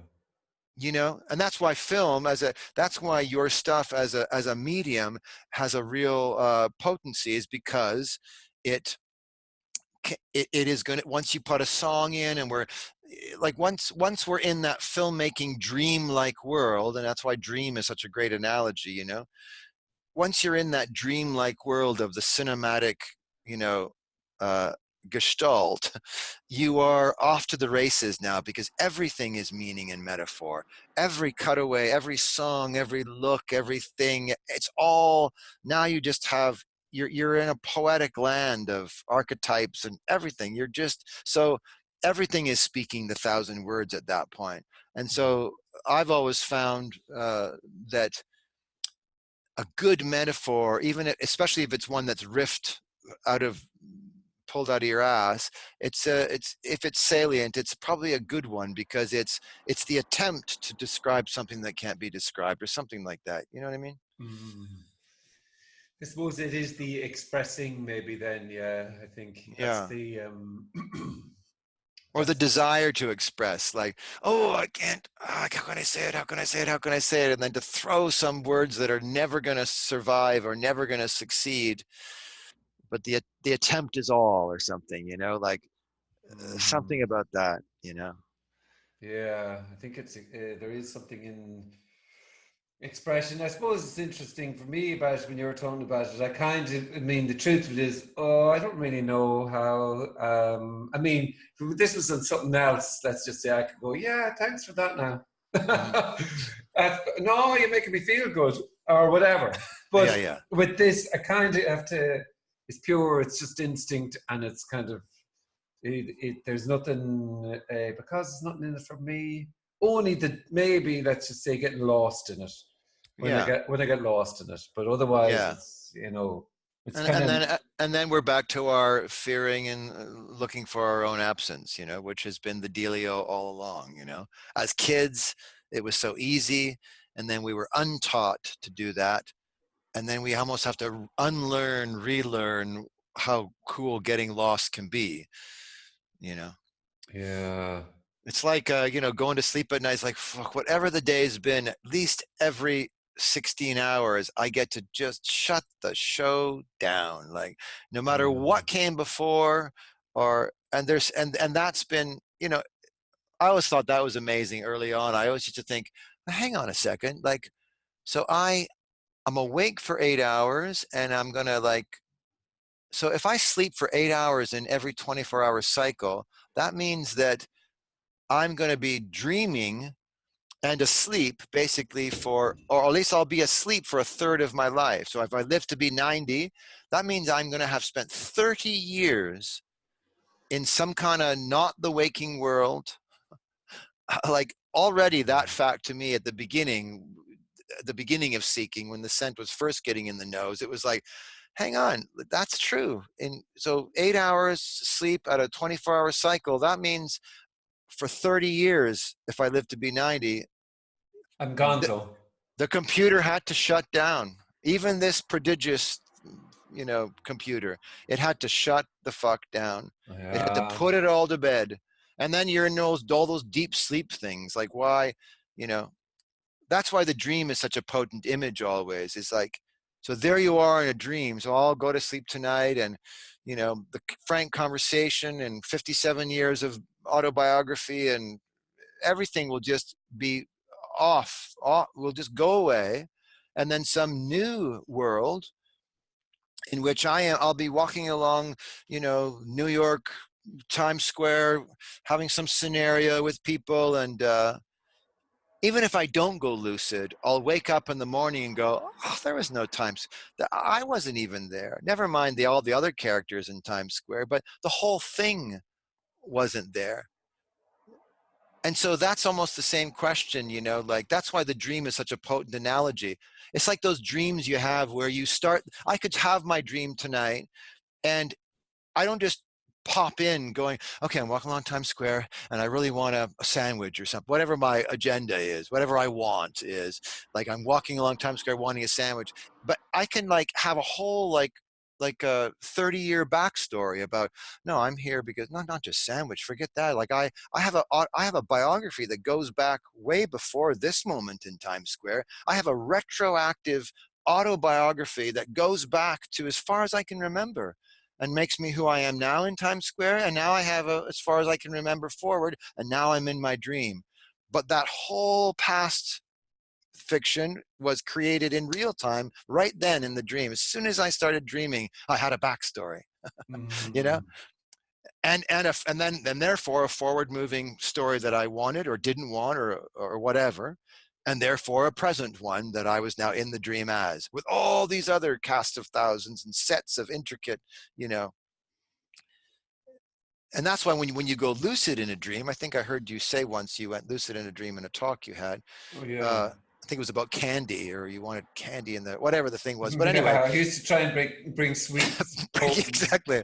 And that's like, it's like having the experience that we were talking about before and going, how can I bring the sweets back from that experience? I mean, it's a similar kind of lucidity in a way. But Yeah. what I was really going to say is that when you go lucid in a dream, uh, what I was, you think, when you think back about dreaming from the waking state, it's like it's kind of lugubrious and fuzzy and a little bit like, oh, if you really saw that like that, it would not be quite believable because it's clearly dreamy.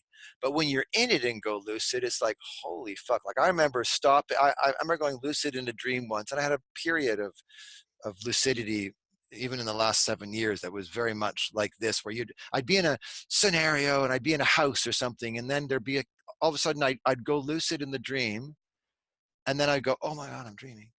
And I would learn like a deer in the like catching a deer in your backyard. It was like, I can't, like I can't don't react too much, just stay calm, it'll You're go gonna away. wake up. You're You're gonna gonna wake wake up. up. So I want to stay here and explore this fucking thing right now because I know I'm Yeah, dreaming. I've And I got some remember, good plans for this. yes, If you know what I mean, I've got a yeah, good few things that I can think of that are top of mind. yes, exactly, Yeah, exactly. yeah. I mean, what else am I going to do? And you know what was Sorry. also funny about that is, I mean, in this particular dream, I stopped at the kitchen counter and I went, "Oh my God, that!" And now I was totally outside of the narrative of how the dream started, and I was just like taking in the fact that this dream kitchen counter, because I knew it was a fucking dream now, and I was careful to not wake up. This is like the detail is Russian doll detail. It's like how I look at it. It's not just a little bit semblance of counter to pull off dream belief. No, it was full on down to the atoms. Like it had, who is the set designer on this show? Because this is replete detail. God is in the details, and there it is. And then I remember noting that, which was a real like, whoa, and then still not waking up, and then going, and then just basically getting back to what I was doing before, which was, I don't know, chasing through the house or doing whatever the thing was before. And then in the next morning, I found that fascinating. That the two downloads were that dream world isn't some like it's a freaking matrix. It's not like some like dreamy, I don't know, it's like when you're there and go lucid to the fact that it's there, it's as detailed as this is. So then, and I literally the next morning woke up and looked around a real room and went down to my real kitchen counter, and all of a sudden it's like, whoa, like whoa, you know, like Yeah. what's the freaking difference if you didn't have, and that again just drunken pub talk now, but if you were to, if every dream that you had, that Frank had for 44 years, if every dream he had picked up where it left off the night before, and then you had this that picks up where it leaves off, how would you possibly tell the difference between that world and this world? The only way you purport to tell the difference is because this one's got continuity and that one doesn't. It's the only reason that the brain can go, well, that's just a dream and this is real life and that was deep sleep. I can't even talk about it. I clearly wasn't there, but I don't want to talk about that. But in those two stages, waking and dreaming, this one's got continuity. It's the 22nd of July at 6:18 p.m. in Toronto, Ontario. And that one tonight, yesterday, whatever, doesn't. But I think that's also a see-through case, because the continuity in this one is also very illusory and has a lot of holes in it uh, in terms of Yeah. keeping the construct going. How can something that is infinitely refreshing have continuity? It can't. The only thing that can have continuity is something that's imagining it's moving through instantaneous refreshing. And that's the long-lasting independent one who was never on the scene in the first place. That one not only can have the imagination of linear moving through time, but it is the linear imagination of moving through time. It is that. It's not something to which it belongs. It is that.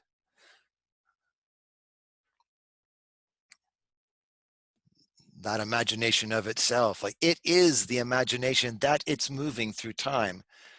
No it to whom is moving. The imagination is that it. Yeah. Slash drunken unemployed actor talk.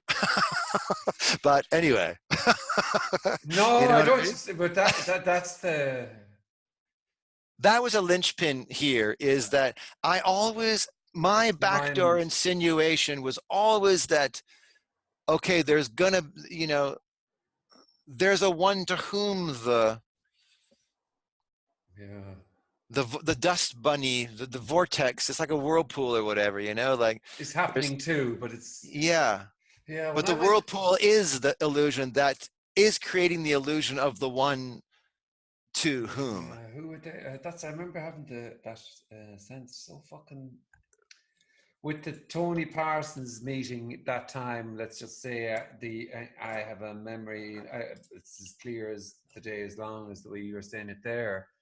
Is this whirlpool of, let's just say, thoughts, negative, really horrendous thinking, and it was within that was they're not happening to anybody, Right.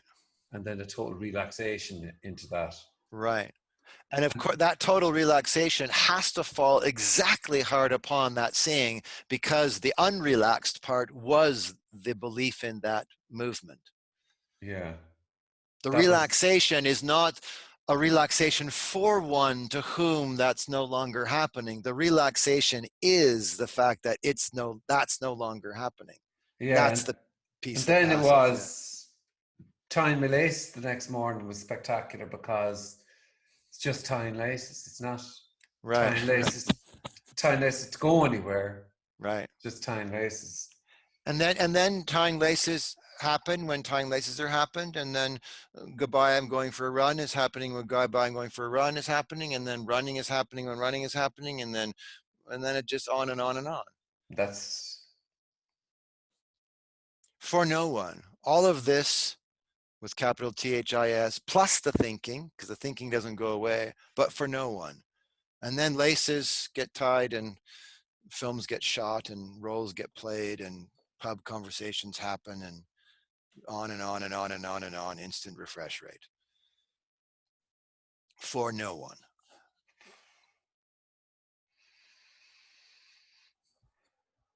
fucking hell.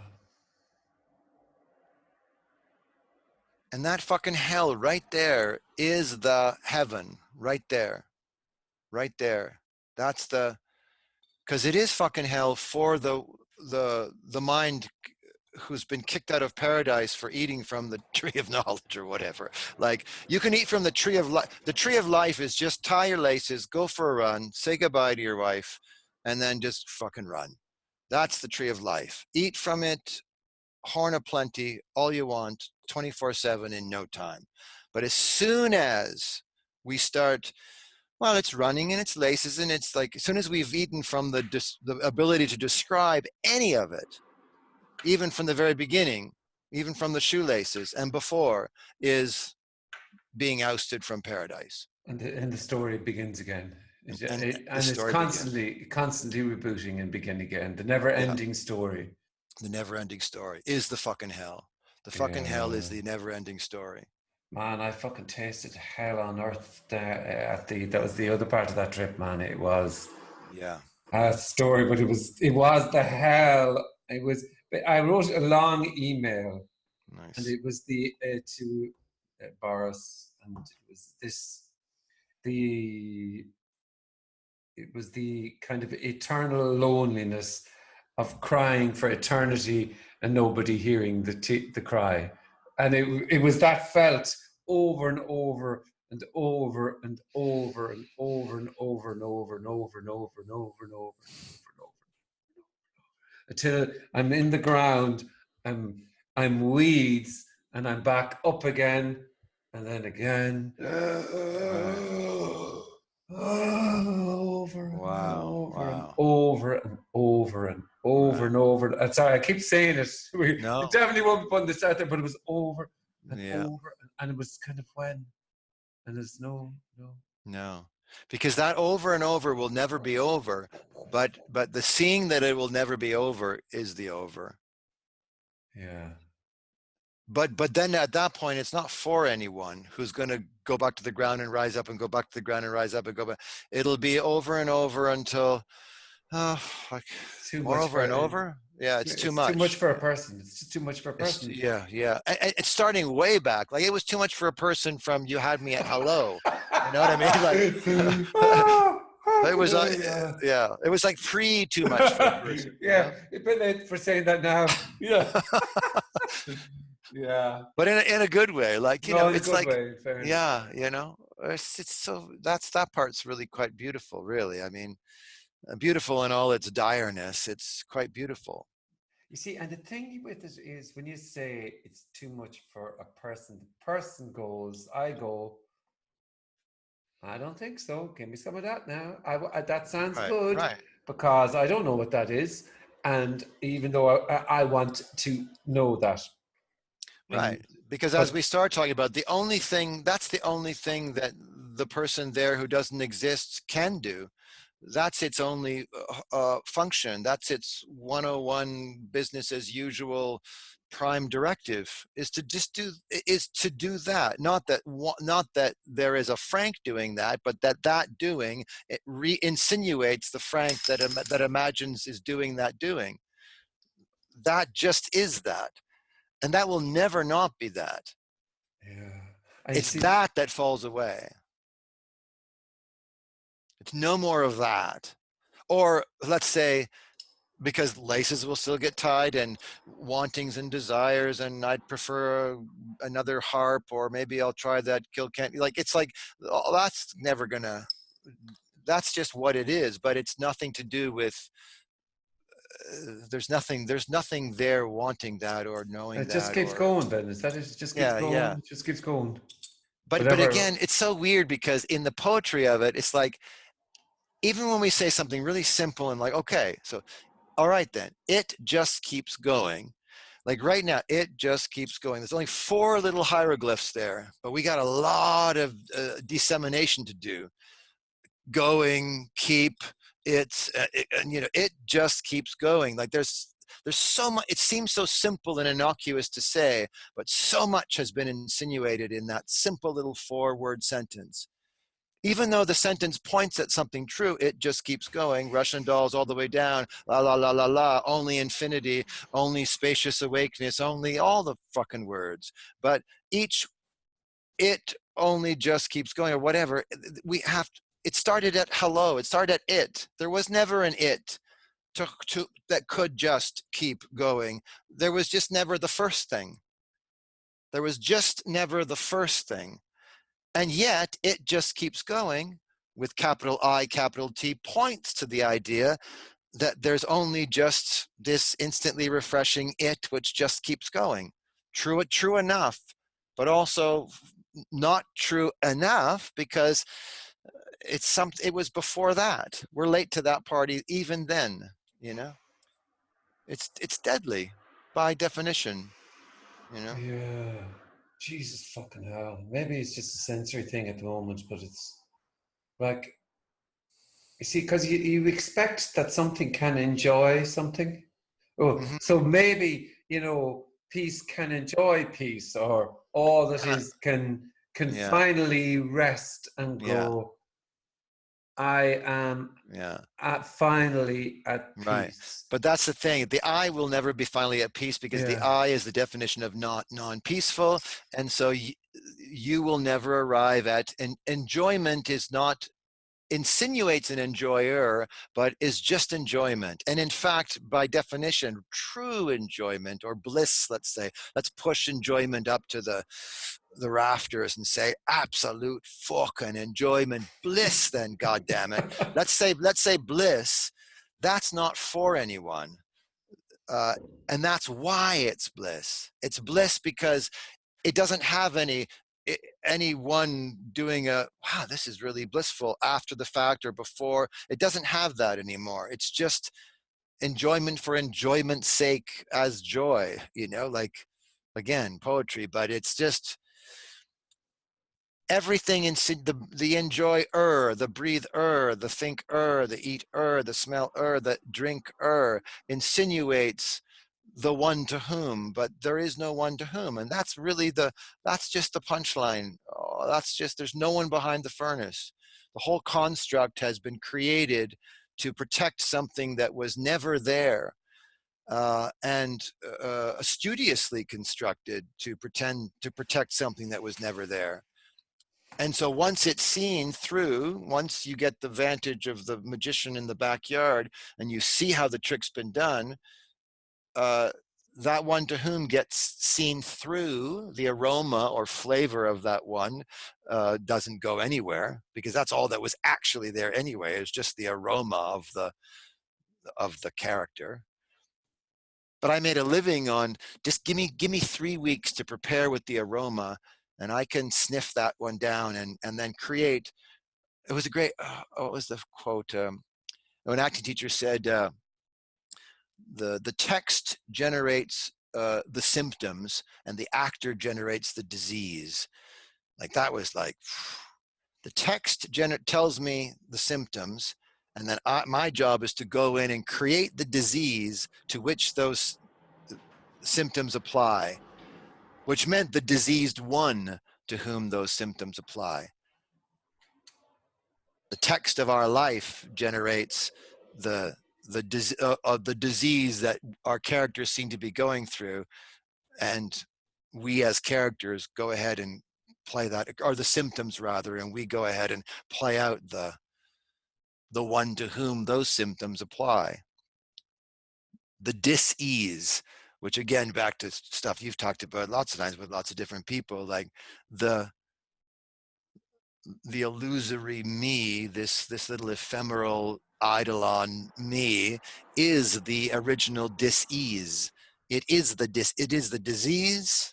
It's at some level, I'll be even bold as to say it is the cause of every form of human degradation, and environmental or political or otherwise, in this open ward that we seem to be living in. And yet that it's all predicated on this feeling of being not at ease, just right here at ground zero. Just a perpetual feeling of not enoughness, uneaseful, right here at ground zero. Just that one, just that simple 2.5+ year old one. Just that one. And then that can get played out, seemingly, in no time, till a deathbed, which won't exist. You know. Yeah, fucking hell. Yeah. That is the fucking hell. That is the hate. That is purgatory. The person is the purgatory. It's that part. You know, that was another acting. That's why I can't get my head, or it's just so, it's too much, right? Like persona, you know, the mask of the Greek, the word where personality came from was the Greeks held up these things and in the amphitheaters to speak through these big open mouths that resonated the sound in the amphitheater, but they were the persona, the masks through which the character sang. So the character, the persona, per and sona, whatever. But anyway, it was the song that the character sang.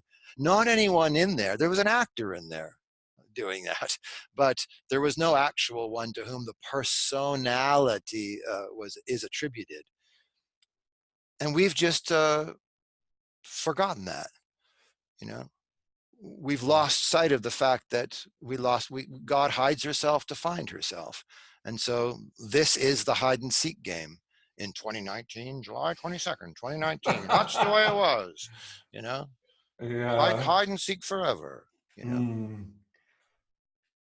Turn on CNN, it's like freaking Game of Thrones. It's like, I mean, it's getting really like the, you know, and all that's another rabbit hole. But yeah, it is. Yeah, I mean, that's when the mirrors start to face the mirrors, synchronicities are just like everywhere. There only is this one synchronicity. Everything's synchronistic because this apparently is all happening at the same no time. So it's all up for grabs in that way, and is a deep reflection, seemingly, of man's mirrors for man facing man's mirrors for man. And this is the ongoing real-time output of that. Not this, but the fictional turn on CNN, go see a play, go to a real pub and listen to actual conversations of other meat sacks, you know. Yeah, well, you see, you know, this slightly off topic, but I'm always fascinated by this artificial intelligence idea. How, you know, this and Elon Musk talking about creating the monster, and I suppose I wonder if they do, when they ask, I mean, I can't see how realistically that can, but it would be a very human dickhead thing to somehow, but that thing asking the question, I mean, I don't know enough about it Oh really, my. but I would venture to say that all of the sci-fi around the AI idea is the anthropomorphication or whatever of this thing we're talking about. You Yeah. know, we imagine that if I give that, if Will Smith gives the computer all of that sentience, then that thing's going to turn on him once it realizes that, you know, oh my God, I have sentience and free will. But of course, the punchline is it never did. So that's the human story. Yeah, that's what I To mean. me, yeah, yeah, I mean, forget about them killing people and yeah, yeah, I'm saying right. if it becomes, then it goes, how am I? Or how, who Yeah. am I? And then they It's like, do go, you remember her? I like that in her. that's exactly where I was going. Yes, right. Because, but I see those filmmakers too. Like before you know it, it wasn't Joseph. It was who was it? Not Joseph Campbell. Not Alan Watts. Was it Alan Watts? Who is the character they brought in? Going, oh, well, we just downloaded. I think it was Alan Watts, wasn't it? Somebody anyway who I was very familiar with, and like, oh my God, that guy knows exactly what AI is in relation to all these things. And they had like put his AI thing genie in a bottle, and that was something that the filmmaker referenced in her, because of course Scarlett Johansson's character was like, oh, you know, like, oh, I've been off meeting thousands of people because I have Yeah, capacity for everything. And poor Joaquin or whatever is just like, you know. So again, those are like, you know, it's a little bit like, the I don't know. Matrix as well. Yeah. There is, UFOs, elves, you know, whatever, like fairies, ghosts, anything extrasensory, supernatural. Like those are all the mind made closest we can get sci-fi cautionary tales that the mirror is telling itself. I mean, that's as close as I could get to it, you know, not knowing too much about it. but But I, even, but just when I took, I've obviously taken a few psychedelics in my time, but when I took, not, I had this kind of sense. This is never a few months ago. I had this sense of evaporating into an amphitheater. I had an alien poking at me, right? right.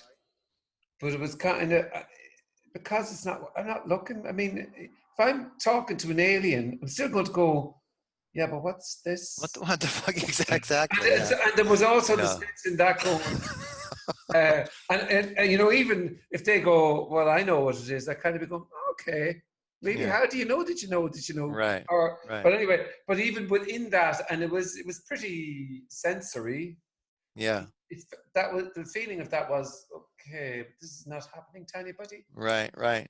To See, stop I think feeling that it's meaningless. like to me, I think, especially maybe in those experiences, and I haven't had any of those particular pharmaceutical adventures, but there's Yeah. something about I think in the death throes of the character, especially under big plant medicine experiences like that, let's say, is that uh, it's going to get, everything's going to have to get scrubbed out. So all of anything, the whole Akashic record of alien and other, and uh, it's all going to, those are all almost unconscious, you know, or whatever Jung or Freud would call it. Like there's just going to be a scrubbing out of that. So you're going to have to be in the amphitheater, and the alien's going to have to poke, and you're going to have to go, hang on a minute. And that hang on a minute is going to be, okay, scenario change. Okay, sorry. Okay, what Yeah. about this then? And then some other Russian doll going, maybe even some more subtle form of other and something.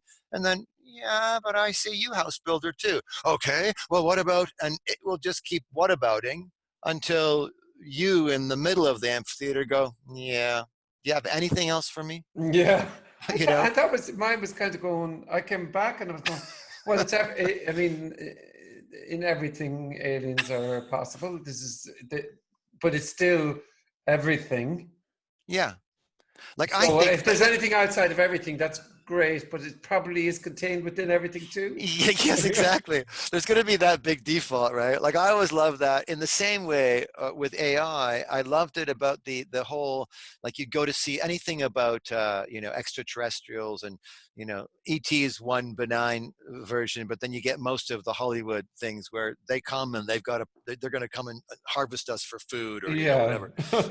And I always loved that because it was the epitome of the other. It was and that's why in the dream like world of cinema, we are drawn to that, even with our willing suspension of disbelief, is because whether it's the Jaws and shark, the shark in Jaws, or the alien from the other place, or the monster under the bed, that scary, unseen, more powerful other is just a part of the lexicon of how the human has been built in no time. So Yeah. those, you know, like whenever in my interest in, you know, extraterrestrial, I like look at the Drake equation. Okay, why haven't we? So have we been in contact? Why not yet? Is there too much distance? How light speed? And, you know, and so all that, you know, pyramids of the gods or whatever stuff. It was like they were always on a certain kind of bookshelf where I went, I think it's more mysterious than that. I think that.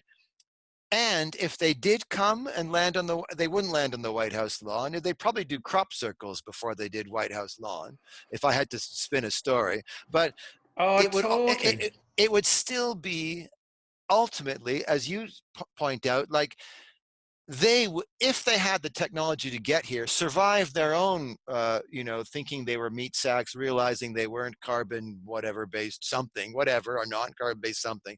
If they could get all the fuck way here and make contact in any freaking way they do, they would automatically, according to the Drake equation, have survived. They would have to have transcended to a certain place, let's say, even for the technological ability to traverse the distances, whether That it's they by didn't kill themselves, in other that words. They have to move exactly. way past. Yeah, yeah. And why we kill ourselves on this little rock floating around, and story is that we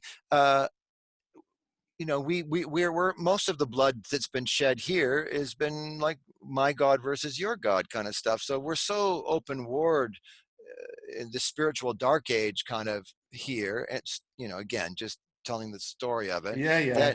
that by the time some super advanced, if the human race, if we did get our act together, I don't know, chips are out on whether we could, but if that dream world could dream survive, and it doesn't really matter if it does or not, because there's no one here anyway, but let's just say for the case of the narrative that it could, we could live another million years, survive technologically for another million years. I mean, oh, so many things, Frank. Like, you know, like we've been here for, just again, to preface this, because it's almost like not about non-duality because you started the AI thing, but even when you just look at the math of the pure, like I remember like coming across the cosmic calendars, you know, those like if the Big Bang was January 1st, then mankind didn't show up to do what they did until like 10 seconds to midnight on December 24th, 365 days later.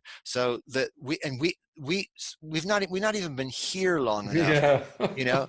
It's like, and the one that really got me, and I'll just spin that one out because it's the one that really, as an analogy or a piece of metaphor, really struck me, was that, and I guess it struck me because I heard it around the time that the Twin Towers and all that kind of stuff, was that the cosmic calendar was the Big Bang is the ground, the concrete on the ground, and the in the roof of the observation tower of 110 floors is the current moment now.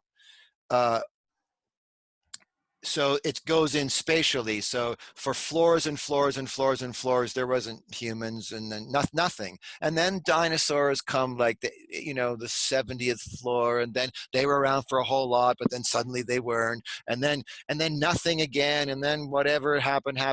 And so the question was, how many floors do you think humans have been here doing this uncontrolled experiment?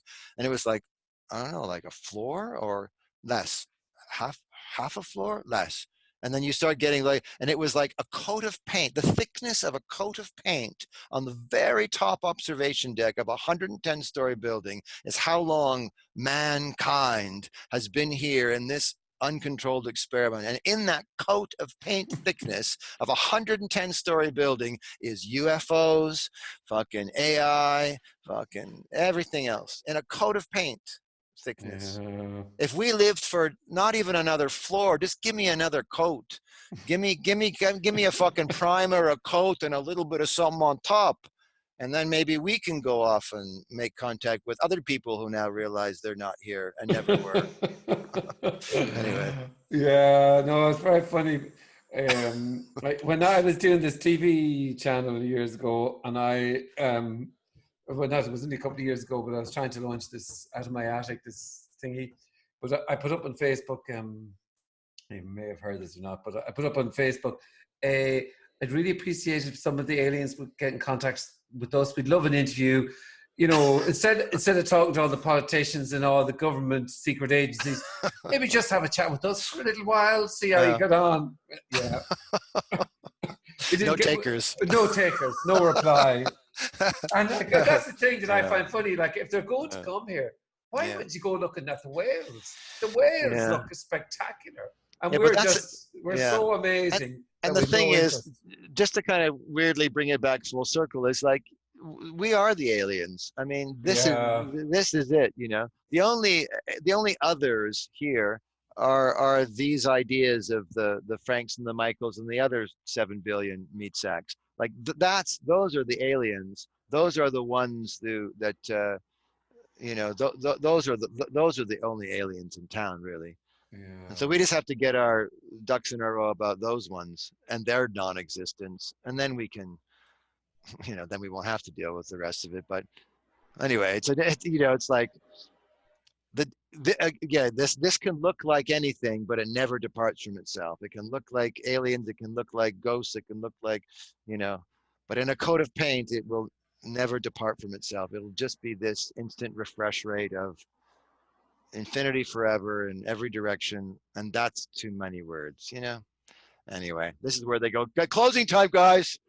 You two got to get out of here. Yeah, that's really good. We probably should get out of here, but it's been a great chat, man. Oh man, I could talk to you for hours, and I hope we still do, regardless of whether we post this or not. Whatever happens, I would. No, we definitely should. And look, I mean, the reality is, it's a nearly 4 hours. The chances of you can decide what you want to do. I would post it, if we ever did post it. I think it should be posted as it is. But if we don't, it doesn't fucking matter, because we had a great old chat. So, yeah, and I think nobody's going to listen to 4 hours. I remember I put up a chat before, and somebody said 3 hours 30 minutes, and it wasn't. It was actually only 2 hours. The first comment was, "Well, I'm not fucking this." Load of bullshit or something like that. So you can be guaranteed. Yeah, it's like, and that's the weird thing, as I've described, and this is kind of like a weirdly off the record too, or maybe not. I don't give a fuck really, but there's something that's like I'm also in that weird place where it's just like I had to kind of there was the pleasure of having the conversation. The joy, the enjoyment for the enjoyment's sake of the conversation is a way that the conversation had to happen for me anyway. Like I felt that it was like writing in a pseudonym. Like I had to I just knew I wanted from the very beginning to have a sit down with that brother and fucking get some beers flowing and just talk about something that I know I can tell he's been interested in an authentic, unedited way for a long time. And so there was a great kind of like yearning to want to do that, Ireland or Toronto or virtual, and it didn't really matter. And I needed to just go into it like that, in a way like I needed to go and shoot that film and go, I don't know if I'll ever act again. And I feel the same way about this now as I felt coming home from that film. Like I had such a great time. I don't know if I'll ever do it again. And I don't know if that film will probably get put out. But anyway, I think you know what I'm trying to say. I will definitely, you send it to me. I'll sit down and watch it. You sit down and watch it. And then let's decide from there. That's aside from there. And I think, whatever, I think it should be, either it's not, I think the unedited of it, people will kind of go, you know. Like the option is you go in and make 90 minutes out of what we just said, but that sounds like inauthentic and edited to me. So yeah, I mean, you could make 90 minutes out of it. I mean, you could definitely. You could cut out bits all the way, and you could make and you're kind of saying, say everything is the same, and you're kind of go, but that's the way, in a way, there is a bit of that. Like when I was over with Robin, I had so much footage, and you're kind of going, what's not this? Right. Well, I will. So that option I'll leave with you, the filmmaker, because I respect the full spectrum between, look, it is what it is. Put it out at 3:47 or whatever the fuck, or don't, or the option of, you know, doing whatever else is possible. And, you know, it doesn't really, and then deciding, like, what I know for sure is I would love to continue to talk to you regardless, and hopefully meet one day. And other than that, you know, this was the first step in that direction. So yeah, we've chewed anyway. But maybe, you see, in a way, I have pressed record. I don't think, I hate the record button in a way, but I don't think it ever became, it was ever, although there was a few moments when you were in total, it was just some good shit, like, that just the person. I don't remember anything we talked about. Yeah, that way, I don't really remember anyway. Yeah. But they were only just thoughts that occurred. Going, it's lovely. That expression is lovely. But yeah, let's see what happens. Like, you're kind of like, I'm not on Facebook or anything. I don't have any social media, so I'm like, this is, now I have Zoom, I guess. So anyway, and on email. So anyway, just be in contact when you want and can, and let me know. You know, when you have a version that you can send me, I'll sit down with another harp and watch it. And yeah, what you need, I'll send you what I'll do is I'll make it as 4 hours, and then I feel like there's a bit of a thing where you're going to say to me, actually, I don't care what you do. I don't mind if you put it out there. I don't mind if you do. I would put it out there. Is that there was always a safe interface between, like, unlike me giving the speech at my sister's wedding, where I had nothing to hide behind, I could get in front of, I don't care, it doesn't matter. I wasn't getting in front of anybody, because now I had a character to disappear in service of for noble artistic reasons, and with enough obsessive compulsive preparation to do such a, you know, programming of a disc. But with, you know, Michael Blank, you know, it was like, no, it was like the one thing you're feeling. It's like, I don't want to be represented by that line, you know. So there was something, there was no, acting was always a disguise that was fun, because if I did my job really well, Michael wouldn't even be involved. Later, he could get paid for it, and later he might be told he was good or shitty for it. But during the actual process of the exercise, the less he was involved, the better. And that was a lesson too, even in things that don't have the seeming hiding place, you know, much like what you're describing, you know. But the thing is, just to pay the Valentine to end with then, is that, you know, your hiding place, you know, like, that was kind of the point. It was your unabashed ability and desire to not hide, and to be authentic and unedited and be raw, was kind of the magnetic pull anyway, and which makes the work and the pointing and the conversations powerful and purposeful, and, you know, all of that in a meaningless, purposeless world. But you know what I mean? Yeah. And then to finish on that, I suppose maybe I suppose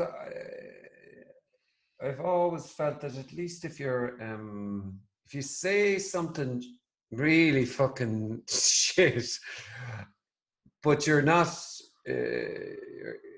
trying to be somebody, or trying for it to sound right, then you could just go, then in that instance it's kind of, yeah, that was totally wrong, because I really don't give a fuck about what I was saying. I don't, am I held to that? And at that point, it's a little bit sticks and stones anyway. It's like, you know, it's like reading comments on, you know, all you have to do is scroll down through the trolls of, especially this stuff. It's so interesting. Go, oh my God, you just, like, right away when you get that, it's like, it's like we were talking about the flare guns, you know, it's like Yeah. signalings of positions, you know, except if it's like, wow, that was really, hey man, thanks Frank, like you can tell right away. But one's like, I can't believe, you know, you should refer to this, or here's a link to my yoga thing or whatever. I get a few of those. I mean, Yeah. Kenneth turns off the comments sometimes. He come on by accident because he doesn't like technology too much. But he if we post, that'll be the next to be or not to be for us to decide. Like, comments on or comments off might be an interesting litmus for us. But you might like comments on. I don't know. No, I mean, the reality is, since it's on Patreon, all the views are down. Right. So there's only like 50 views for every podcast, because it's only the people, maybe some people on the Patreon give it for free or give it to friends they know. Right. Fine. But for the vast majority, they've gone from 2,000 people actually watching them to 50, just like that. So that's what you're talking about. That's the number. Right. And I mean, if it now eventually you're going to, and I think should release then, you know, even with the Patreon members, you know, this can all become public domain later anyway. Release it back into the matrix. I think I would, but I was kind of actually going to ask about that to the Patreon. Say, well, what time do you think when should you give it out for nothing? But then I don't know. Maybe it's kind of But you can, like, the reality is, I can. Let's just sleep on this. Yeah. No, you have a sleep on it because you'll have more thoughts on it. I think. You know what? The truth is, I probably have. As soon as we press hang up, I'll probably go downstairs and have less thoughts on it. Yeah, you probably will. But tomorrow, like whenever you know, let's both have a sleep on it. You tell me what you think, and you know, I just covet the fact that that's what I wanted anyway, is just to have this conversation. I mean, the amazing thing is, man, there's no doubt about it. This is a 4-hour conversation with us. Nobody's going to be interested. Right. Anybody who stays to the end of this probably have opened a bottle of wine. Hopefully. And a bit of food and whatever, and somehow they stay to the end. They've come back. I mean, they come back, they go fucking hell, and it's to stay to the very end. Hold out the gun and the bills. I mean, really, if anybody has anything bad to say at the end of the 4 hours, you just go, do you know what? You're amazing. Stay for 4 hours. You need a big hug. And thanks, you're absolutely amazing for staying for 4 hours. And if you really have anything bad to say, you're probably right. I am a dickhead. And I mean, you win. You win. You're totally right. Nailed it. Throw me, quarter me, and fucking, you know, you can have. I agree with you. I totally agree. You're right. You're absolutely right. You're absolutely right. Yeah. Nice one, man. Thank you so much. Thank you, buddy. All right. We'll talk soon. Yeah, we will. All right. See you, man. Talk to you soon. Bye.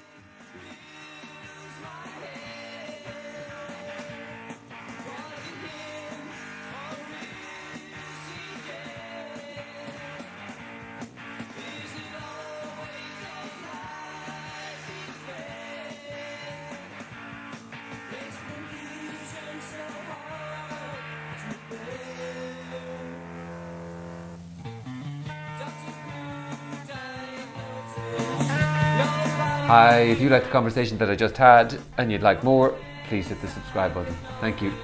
Frank, come on, man.